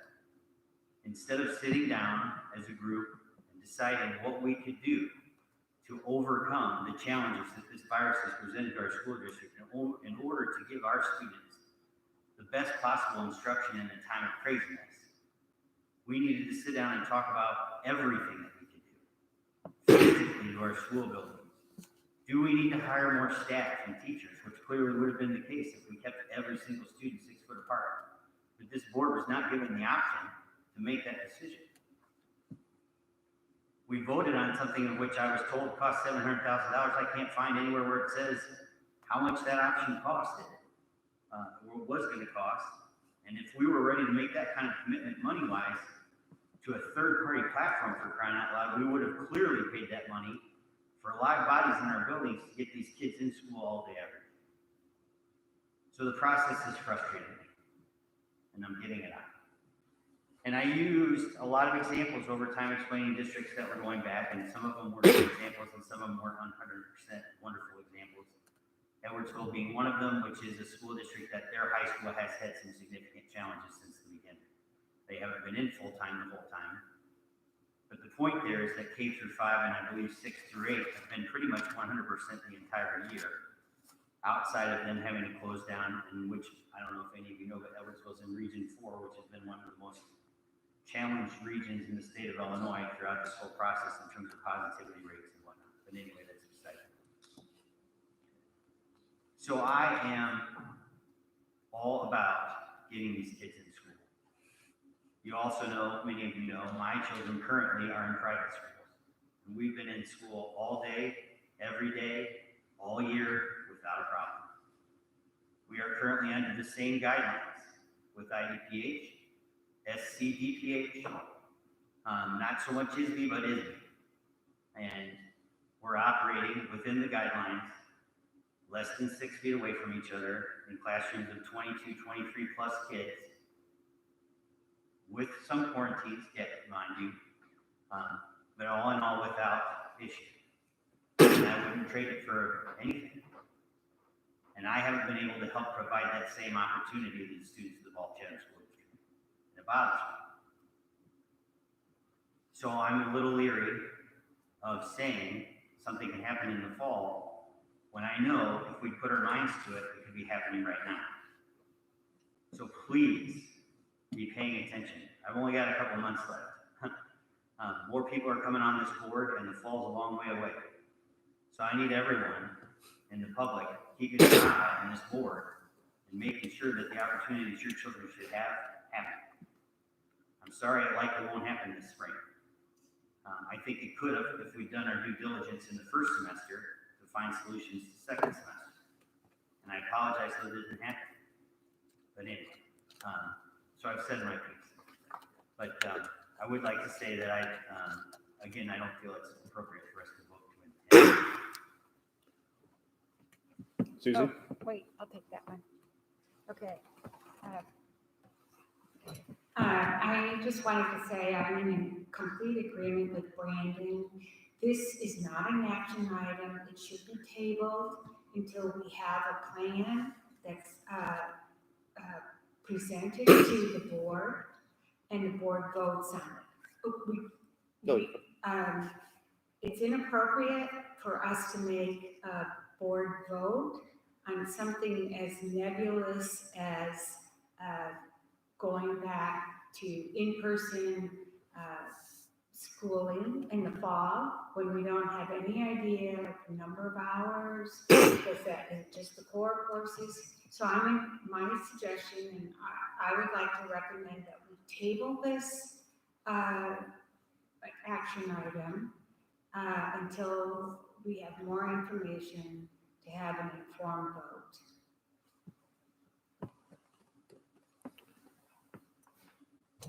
I have to respectfully disagree with some of my colleagues up here tonight. At some point, enough is enough. The purpose of this action item is to let the people of our community know that there is a backstop on this.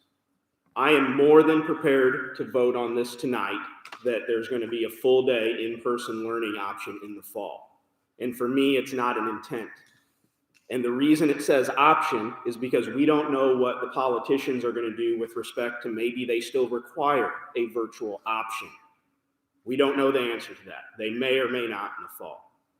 But at some point, the people of the community need to understand that there's a backstop to this.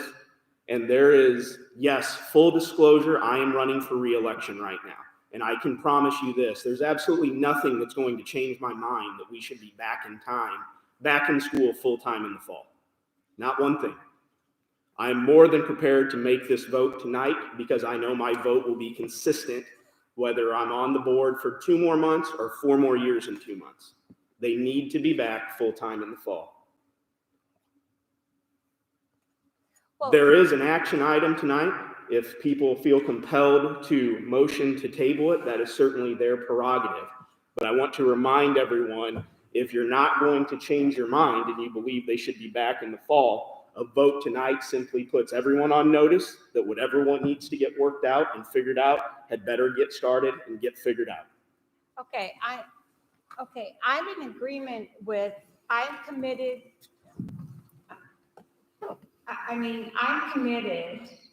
If that's the intent of this action item, I am committed to getting the students back in person in the fall. But does that mean we expect a plan from the administration? Is that not correct? Yes. Okay. And will that be presented in a timely manner, like before July 15th? Yes. Okay. Well, I think that's very important that our families have a chance to plan. So if the intent is just a commitment to dispel any speculation that hybrid will continue, that's fine. Let's dispel the speculation tonight. And I'm in favor of that. So I guess, if that's just the intent of this action item, I'm committed to make that, statement. But it's the new board who probably will be approving the plan, most likely.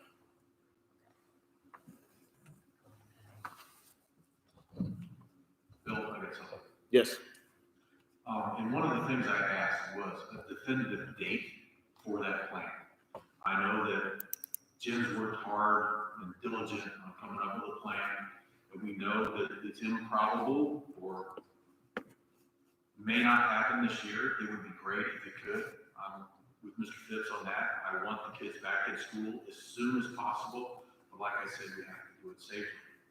We have to do it to where it doesn't affect the students and the teachers so greatly that their grades fail worse than they are right now. We can't have it. I understand that Dr. Maddox has made some great points. Everybody on this board, I agree with them all. If this is an intent to vote to ensure that our students go back to school in the fall with no hybrid model, with nothing that's going to cause them to be in and out, that we are guaranteed that the plan will be viable to put these kids back in school, I would vote yes to get the kids back in school. But at the same time, I don't want to see anyone give up on trying to get them in person as soon as possible with the best intentions moving forward. Go ahead, Kyle.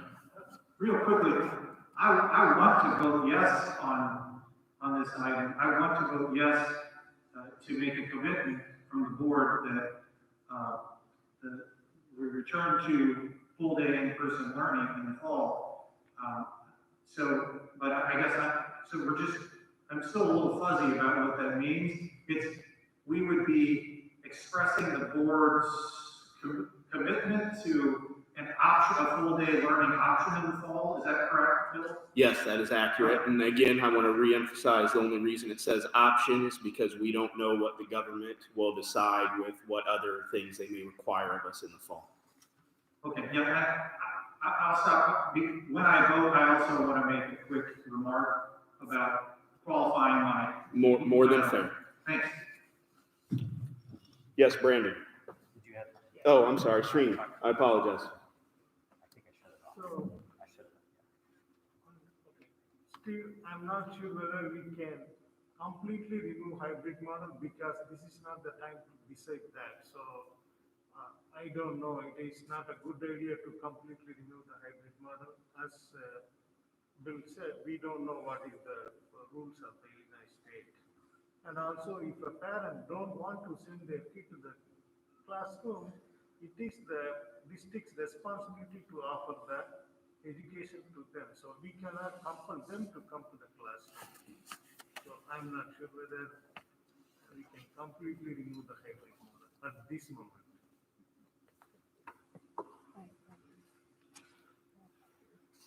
I'm sorry, Pat, did you have something?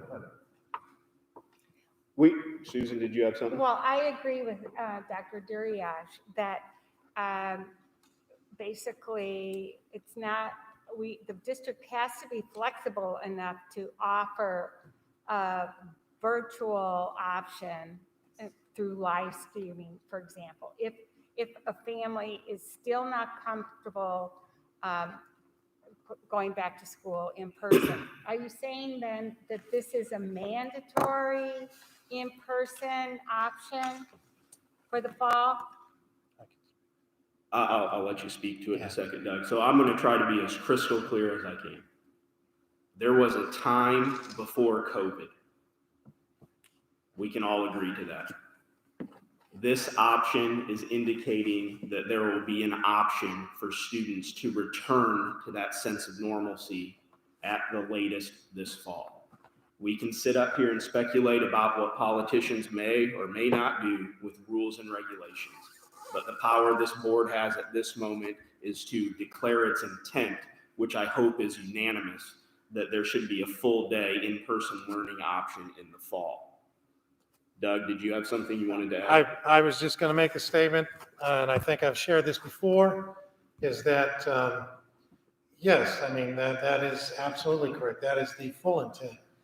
But I just want to reiterate that if government per se were to say that schools must, you can have all students come back. My concern is if they say, but you have to provide some form of option if those aren't willing to come back. Doesn't take away from what we plan on doing, Right. and that's to come back in the fall. Well, it does require live streaming though. Yeah, good, very much so. I mean, you know, if we have if we need to continue to offer the virtual learning experience, it needs live streaming, because you cannot have one set of students have more hours of instruction than the other students who are, you know, who choose to be taught virtually. Correct? Correct. If we're required, if there is a governmental requirement that is something that has to be offered, that's going to be something that we plan for.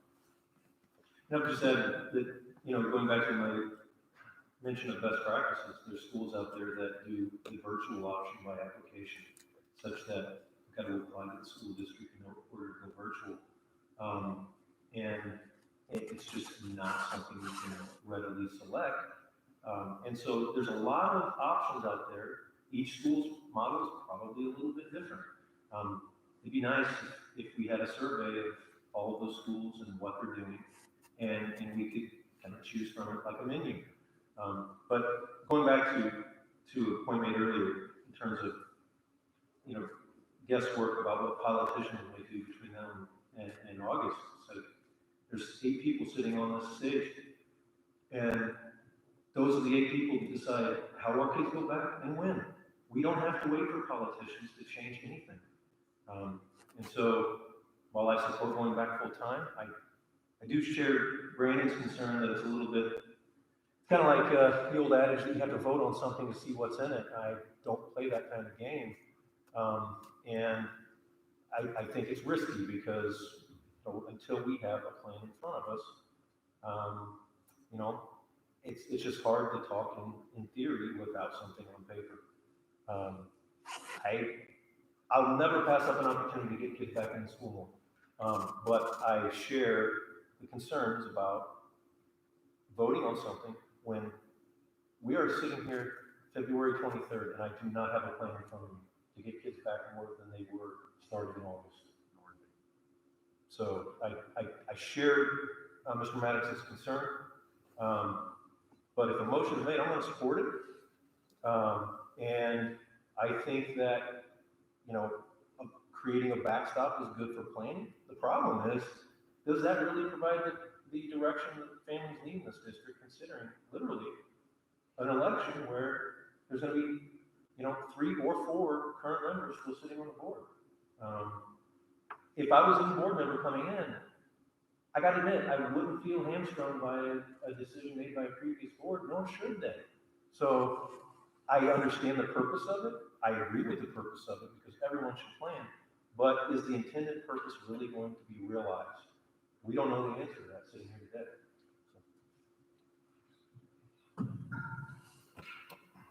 Go ahead, Brendan. I know it's frustrating when you're trying to make a really good intended move. Brandon, can you grab the mic, please? Sorry. I know it's frustrating. Is this on? I know it's frustrating when you're trying to make a well-intentioned move for the good of the community, but I'm wondering if it's unreasonable for myself to request that we make this move with an actual plan. Like, could we have a plan at a next meeting, or even at a special meeting if you wanted to, so that I wasn't just voting to intend, I was voting to act? Can I inquire with my fellow board members, and I apologize for doing this, are you suggesting that there would be such a plan for full day in-person learning that you would then vote no to? No. So I guess my question becomes, if a plan was presented for full day in-person learning in the fall, and there's no chance you would vote no to it, then... I guess right now I just feel sort of like Joe Biden talking to people about the pipeline. And then what does that mean in the future? Well, I can say what I want, all I want right now, but that's not, it actually, my vote to intend for fall to have a full-time learning option does not ensure the fall has a learning. right, nor would it if a plan was presented to you next week per se, because a new board could come in and do what they wanted with Correct. it at that point. Correct. So nothing changes there. This is simple a matter of whether or not individuals on this board are prepared to put a backstop on this and say we're going back in the fall. I'm more than prepared to do that. And again, I hope the rest of my board members are as well. I understand it's not perfect for everyone in every way, but if we wait and argue and discuss every minutia of every minute of the day, we'll be sitting back here in July and August without anything specific happening. So this vote, if nothing else, starts the process. I just want to respond to the question you asked the board, and that is, would you vote no on a plan that requires students back in the class full time? And I guess my response to that is no, but what's full time? If we're brought, and as Susan mentioned earlier, if we're brought a plan that says 5 hours, no lunch, and it's the absolute bare minimum, then yeah, I'm probably gonna vote no. I'll be honest with you, because starting in the fall, I mean, anything less than pre-COVID levels is sitting here today a non-starter for me. So I guess you could say, yeah, I would vote no, unless there's certain provisions in the plan that I want to see, and we can only determine that once we have the plan. So We have an action item for fall 2021 full day in-person learning option. Is there a motion to approve that action item?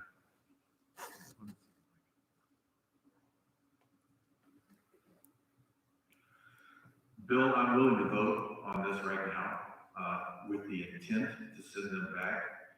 I've sit here and said this 3 times tonight.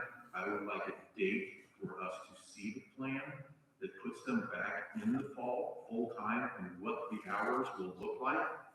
Because later on, we may want to rescind that vote. It may not be this school board, it may be the other school board, we don't know. The intent is to get them back in class, full-time, pre-COVID, but I would like the assurances in the plan that is what in fact is going to happen. Right, and that plan has to be presented in a timely manner. This board or a future board will obviously have the opportunity to vote on the plan once it's presented.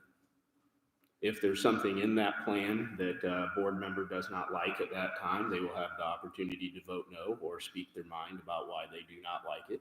I would also like to request that administration, when this plan is in place, that the full board have the opportunity to review it individually prior to the meeting of which it's presented, in case they have any clarifying questions. Does anyone else has everyone had an opportunity to say what they'd like to say right now? We have an action item 8.6, fall 2021 full day in-person learning.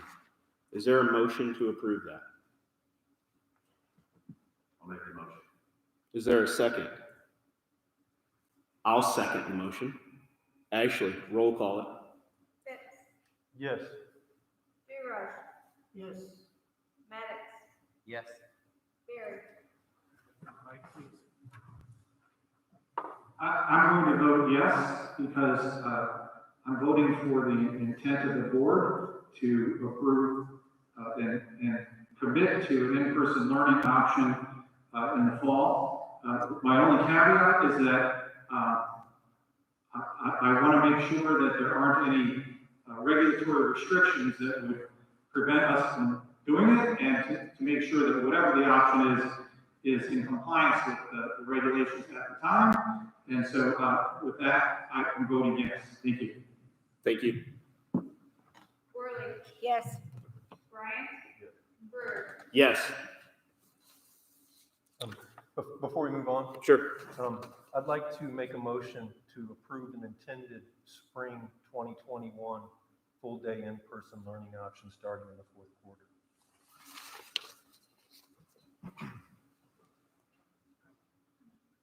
Is that, point of clarification, Go ahead, Kyle. is that on the agenda? It is not. Has it been properly noticed Well, pursuant to the Open Meetings Act? It has not. there's a motion.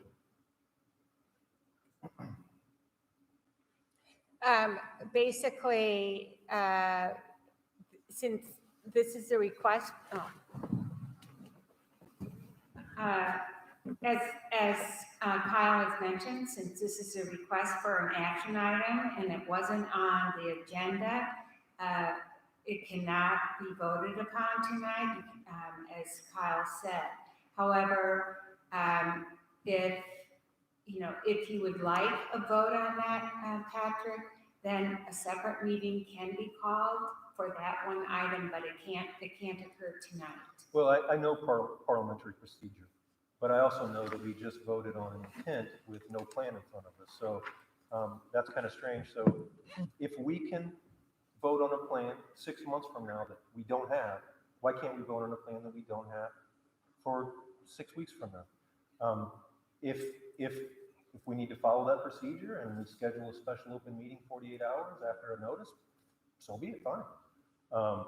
But here's the thing. I don't need to take a vote for people to know where I stand on this issue.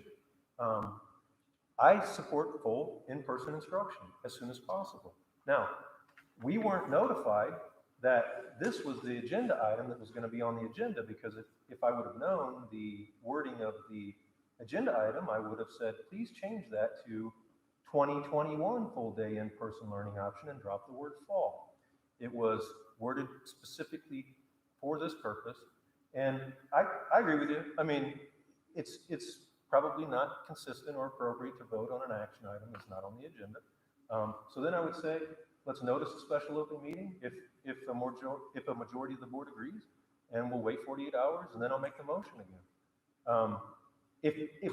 If a majority of the board doesn't agree with me, then, and that's fine, then we won't schedule the special open meeting, and my motion won't get a second. But it sounds like everybody wants to make the public aware that they're supportive of in-class instruction as much as possible, then fine, let's do that. And let's do it for the fourth quarter. And if that motion can't be made tonight, then I would suggest we notice a special open meeting and do it 48 hours from now. Pat, you can make a motion to have a special meeting in 48 hours from now with that on the agenda if you'd like to do so. Well, quite frankly, I don't know how special open meetings are scheduled in terms of the vote that needs to be taken to make them happen, or the notice that needs to be taken. But let's be honest here, though. If there's not support for it, that's a waste of our time. So I guess what I'm saying is, if there's no support, then no, I'm not going to make the motion. But if there's an inkling of promise that this board hasn't just written off the rest of the semester for more in-class instruction, then yeah, I would make the motion. I'm going to raise a point of order. I think that the motion is out of order. So can you rule on that, please, Mr. Chair? The motion for an action item is, but I'm allowing him the opportunity to make a motion to set a special meeting, and you can say 72 hours if you wanted to. Oh, okay, yeah, I understand. Thank you. I honestly don't think a motion is required in order to schedule a special open meeting, I agree. because we've never voted on that before when they're scheduled. So, that's just where I'm at. Well, I'm going to be here. Can I have the? Oh, yeah. I know that Brandon and Patrick have felt very committed to going back to school in person as much as possible, as soon as possible as well. And I just want to explain my thoughts along the way. I thought it would be prudent to have a semester under our belt for further experience in gathering, finding out how to get this to work. So I was not at all interested in pushing nor accepting or promoting the idea of going back to school full-time in the fall. Honestly, I did think that as second semester occurred, that, this was a much more viable option. And I thought it was very viable, and I wanted great consideration. However, basically then I learned about some of the ramifications if students went back to school full-time, and sometimes, in all good intentions, sometimes you can create more chaos than what you have right now. And I think when I heard about some of the ramifications, that became apparent to me. Because it's not just your student or the students of 25 families. It's many more families than that. And so I will just say right now, I'm very reticent to vote to going back to school fourth quarter. So my perception is I'm going to accept the administration's evaluation on the chaos, the potential chaos of going back to school fourth quarter. I'm going to accept their recommendation, and therefore I won't support it. Now, everyone knows where I stand. However, absolutely, the district will do what it needs to do to have school back in person in the fall and accommodate virtual learners if that still is a requirement by us from the state. So that's where I stand now. Now you know, Brandon. Okay. I knew where you were. I know, but I needed to say it publicly. Thank you, Susan. 9-1, future board meeting dates.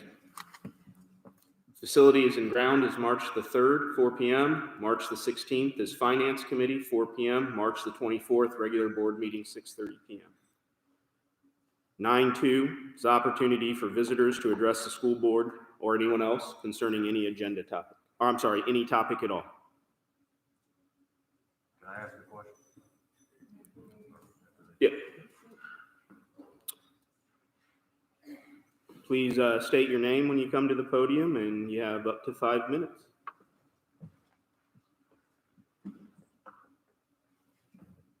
Well, let's keep this party going. All right, mark your calendars and get your questions answered. My name is Tracy Kimball, and I am the Vice President of BCEA. And this evening, I'd like to introduce you to the BCEA School Board Forum Committee. We have Melissa Reed. We have McKenna Mathis. We have Tara Martin. And Corey Yao is unable to be here this evening.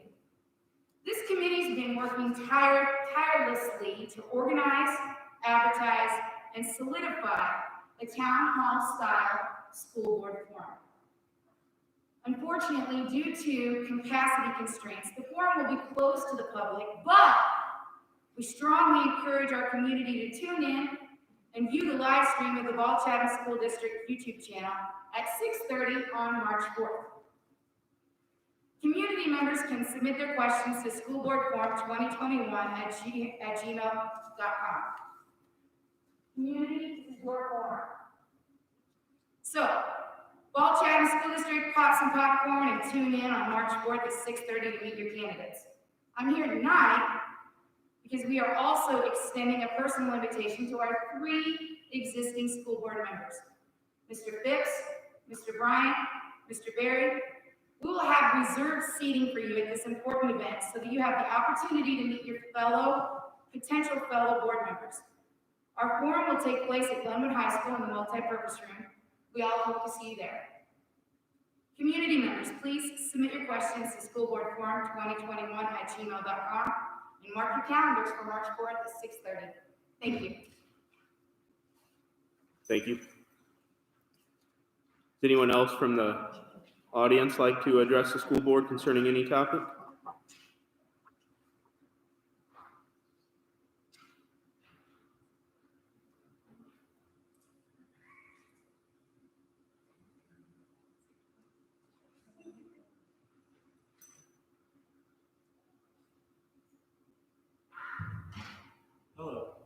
I'm Joe Hardwick.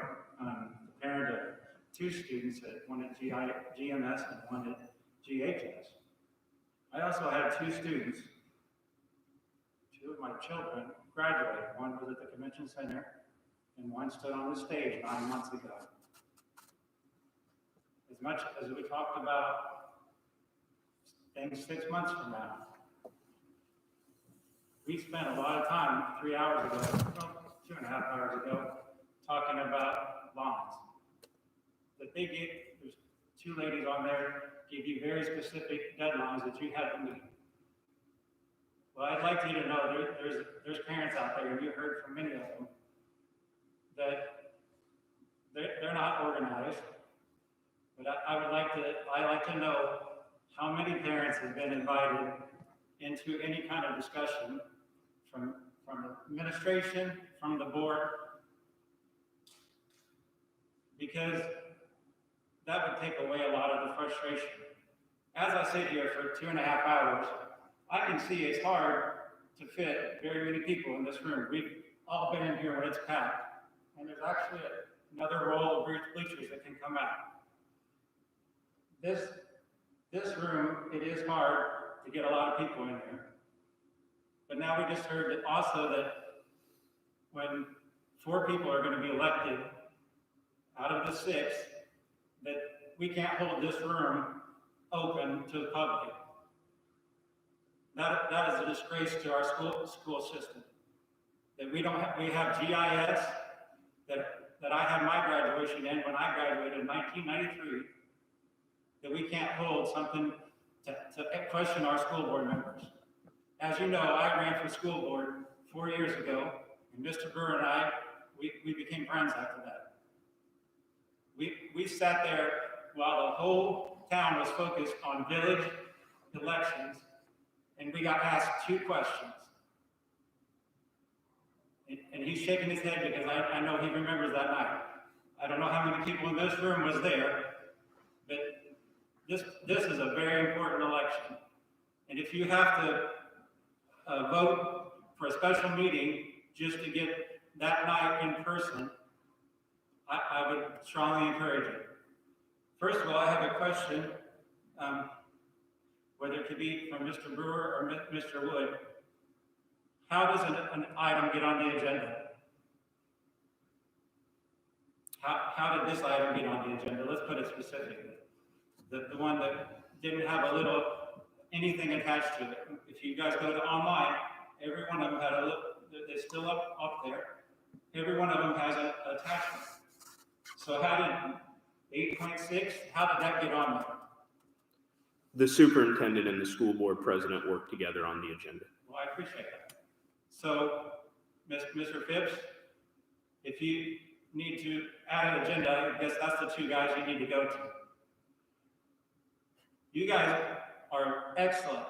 You guys are a great school board. 10 years ago, my family lived in Springfield in a duplex owned by my mother. We had the option to move to Rochester or Chatham. I was an alumni of Chatham. And guess the #1 reason why we came to this town? Mr. Wood is going to go through the same situation with his daughter this year that I went through with my son 9 months ago. He had the guts to come up to me and shake my hand before this meeting. Thank you, Mr. Wood. I know you probably broke all kinds of protocols, but you asked me for my permission, and it was a privilege to shake your hand. But it wasn't a privilege just to shake your hands, it was a privilege to shake anybody's hand. I know we were worried about our students. I know we were worried about protocols. I thank you all for your service for the 4 or 8 years that you guys have already been on here. And you guys get started off, you've been here 2 years. But everybody here is from a different walk of life, and you guys have great discussions. So I honestly feel like if you did have that special meeting that Mr. Phipps wanted, that nothing would get done any more than it did tonight. Because you guys haven't relied on any of the parents. I know you guys, some of you have kids that aren't even going to the school district anymore because of the situation it's in. And I thank you guys for doing everything you can, because I've even thought many times, I'm thankful that Mr. Burr is sitting up there and not myself, because of the things you guys had to deal with. But I truly, truly ask you guys to come together, and at least on this school board meeting, school board election, to show some respect for how important that is, and see if you can have a place where they can meet. And that would be one option. The next option is, if you have a group of parents that are truly that upset, they'll take time to write emails or letters, bring them into the school after hours and say, this is as close together we can get. Like Brandon said, that they've done studies. Well, studies isn't standing in a room and knowing you got to get kids 6 feet apart. I am a director of an after-school program in Springfield, and I know it's hard to get kids 6 feet apart. I know it's going to be hard for them to have masks. But just think of some other ways that you can bring the community in on something like this. It's very important. Like we said, it's been 9 months ago since the last graduating class, and it's also been 6 months till the next group of seniors come into this school, the next freshman, which will be my daughter in the next 6 months. So I'll leave you with this. I have like I said, I have 2 children. One of them that attends here, he said he likes the system the way it is now. But also, we have kids that will eat ice cream before they want ice cream before they go to bed. So they don't always know what's right for them. And obviously, none of us know what's right in this situation. But I appreciate you guys taking the time. It's been 3 hours that you've been here tonight, and I appreciate that. But at the same time, when we encourage people, there's been 100 people online watching this video. So every time you guys help each other out and remember to hand a microphone off to somebody, and maybe we can afford 4 or 5 more microphones so everybody gets mic'd up. Because when you're watching online, that's why I'm here tonight. When you watch online, you don't see the presentation, which is in the meeting docs, that's fine. But then you got to hear the voices. If you don't hear what you're saying, you know, that there's at least 100 people right now that have been trying to follow every word that you guys have been saying. And that doesn't count the ones that will watch later. So thank you guys, I appreciate you. Thank you, Joe. Steve, did you have something? There's somebody else. Oh, I'm sorry.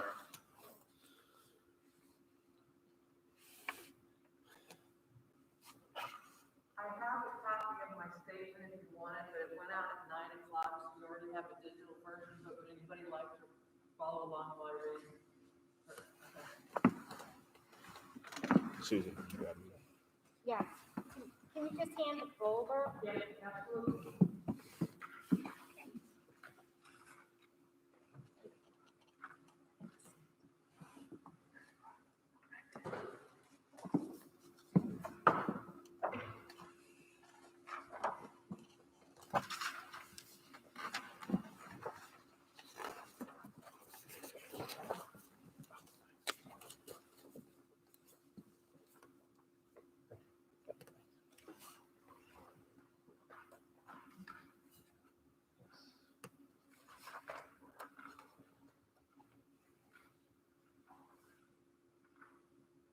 Good evening. My name is Laura Brower, and I'm the Ball-Chatham Education Association President. A copy of this statement with citations has been shared with all board members, as well as to certified staff emails, BCEA website soon, and BCEA for Kids Facebook page soon. Tonight, BCEA officers want to start by reminding everyone of 2 universal facts. First, all certified staff want children to safely be in the classroom in a sustainable learning environment. It would take many hours to explain the daily dedication of our teachers and other certified staff members because their job is truly a vocation. Second, we're living in a global pandemic. It will take years for us to completely understand the global response to this pandemic and the ways in which we could have been more effective in ending the spread and the pain. Our goal this evening is to educate our community on the two very different set of guidelines under which we are currently operating. Excuse me. It is not BCEA leadership that is inflexible, but rather CDC and IDPH guidelines. There has been a lot of discussion in our community and by members of the school board about social distancing guidelines.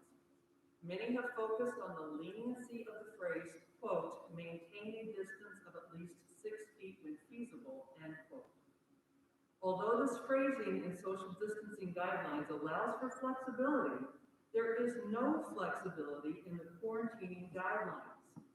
According to the CDC, as cited by IDPH, quote, a close contact of anyone with or without a face covering who was within 6 feet of a confirmed case of COVID with or without a face covering for a cumulative total of 15 minutes or more over a 24-hour period during the infectious period, end quote. It is imperative that decision makers understand both of these guidelines. That understanding has not always been communicated in past public statements. Although we could ignore the intent of the social distancing guidelines and use the flexibility written into them to bring students back into the classroom without maintaining the 6 feet of social distancing, the result could be an explosion of close contacts needing to quarantine. The possible increase in quarantined students would cause a disruption in the educational process. Currently, the district system of social distancing is working well because we are adhering to both sets of guidelines. Although we have had positive cases, there have been very few close contacts, thus resulting in little to no disruption in the educational process. We appreciate the efforts of the district office to put together a transition plan for when students may return to the classroom, and that should read full-time. We recognize how difficult this task must be without knowing what the health and safety guidelines will be. Thank you, and good night. Thank you. Does anyone else from the audience wish to address the board? Actually, do we have any emails? Steve, did you say you had something? Yeah, I remember this. Dr. Wood, I know we're doing the intent for returning back to school this fall. Is there a definitive date that you can give the board that you would put a plan for the fall? I think Ms. Worley had recommended July. Yeah, right. Well, let me know when it's July 15th because I'm sure I'll be out of town.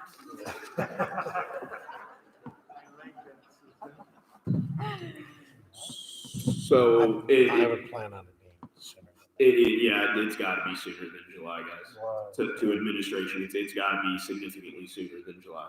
That's not enough time to react and adjust. It's got to be May 15th.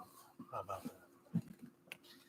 By the way, that was a joke, you know. I would think it have to be done before the end of the school year. May 15th, Yeah. I would put a date of May 15th that we can have in place, and if there are any adjustments, the Board of Education will be first to know. Okay, thank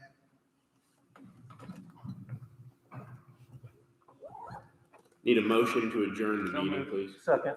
All those in favor? Aye.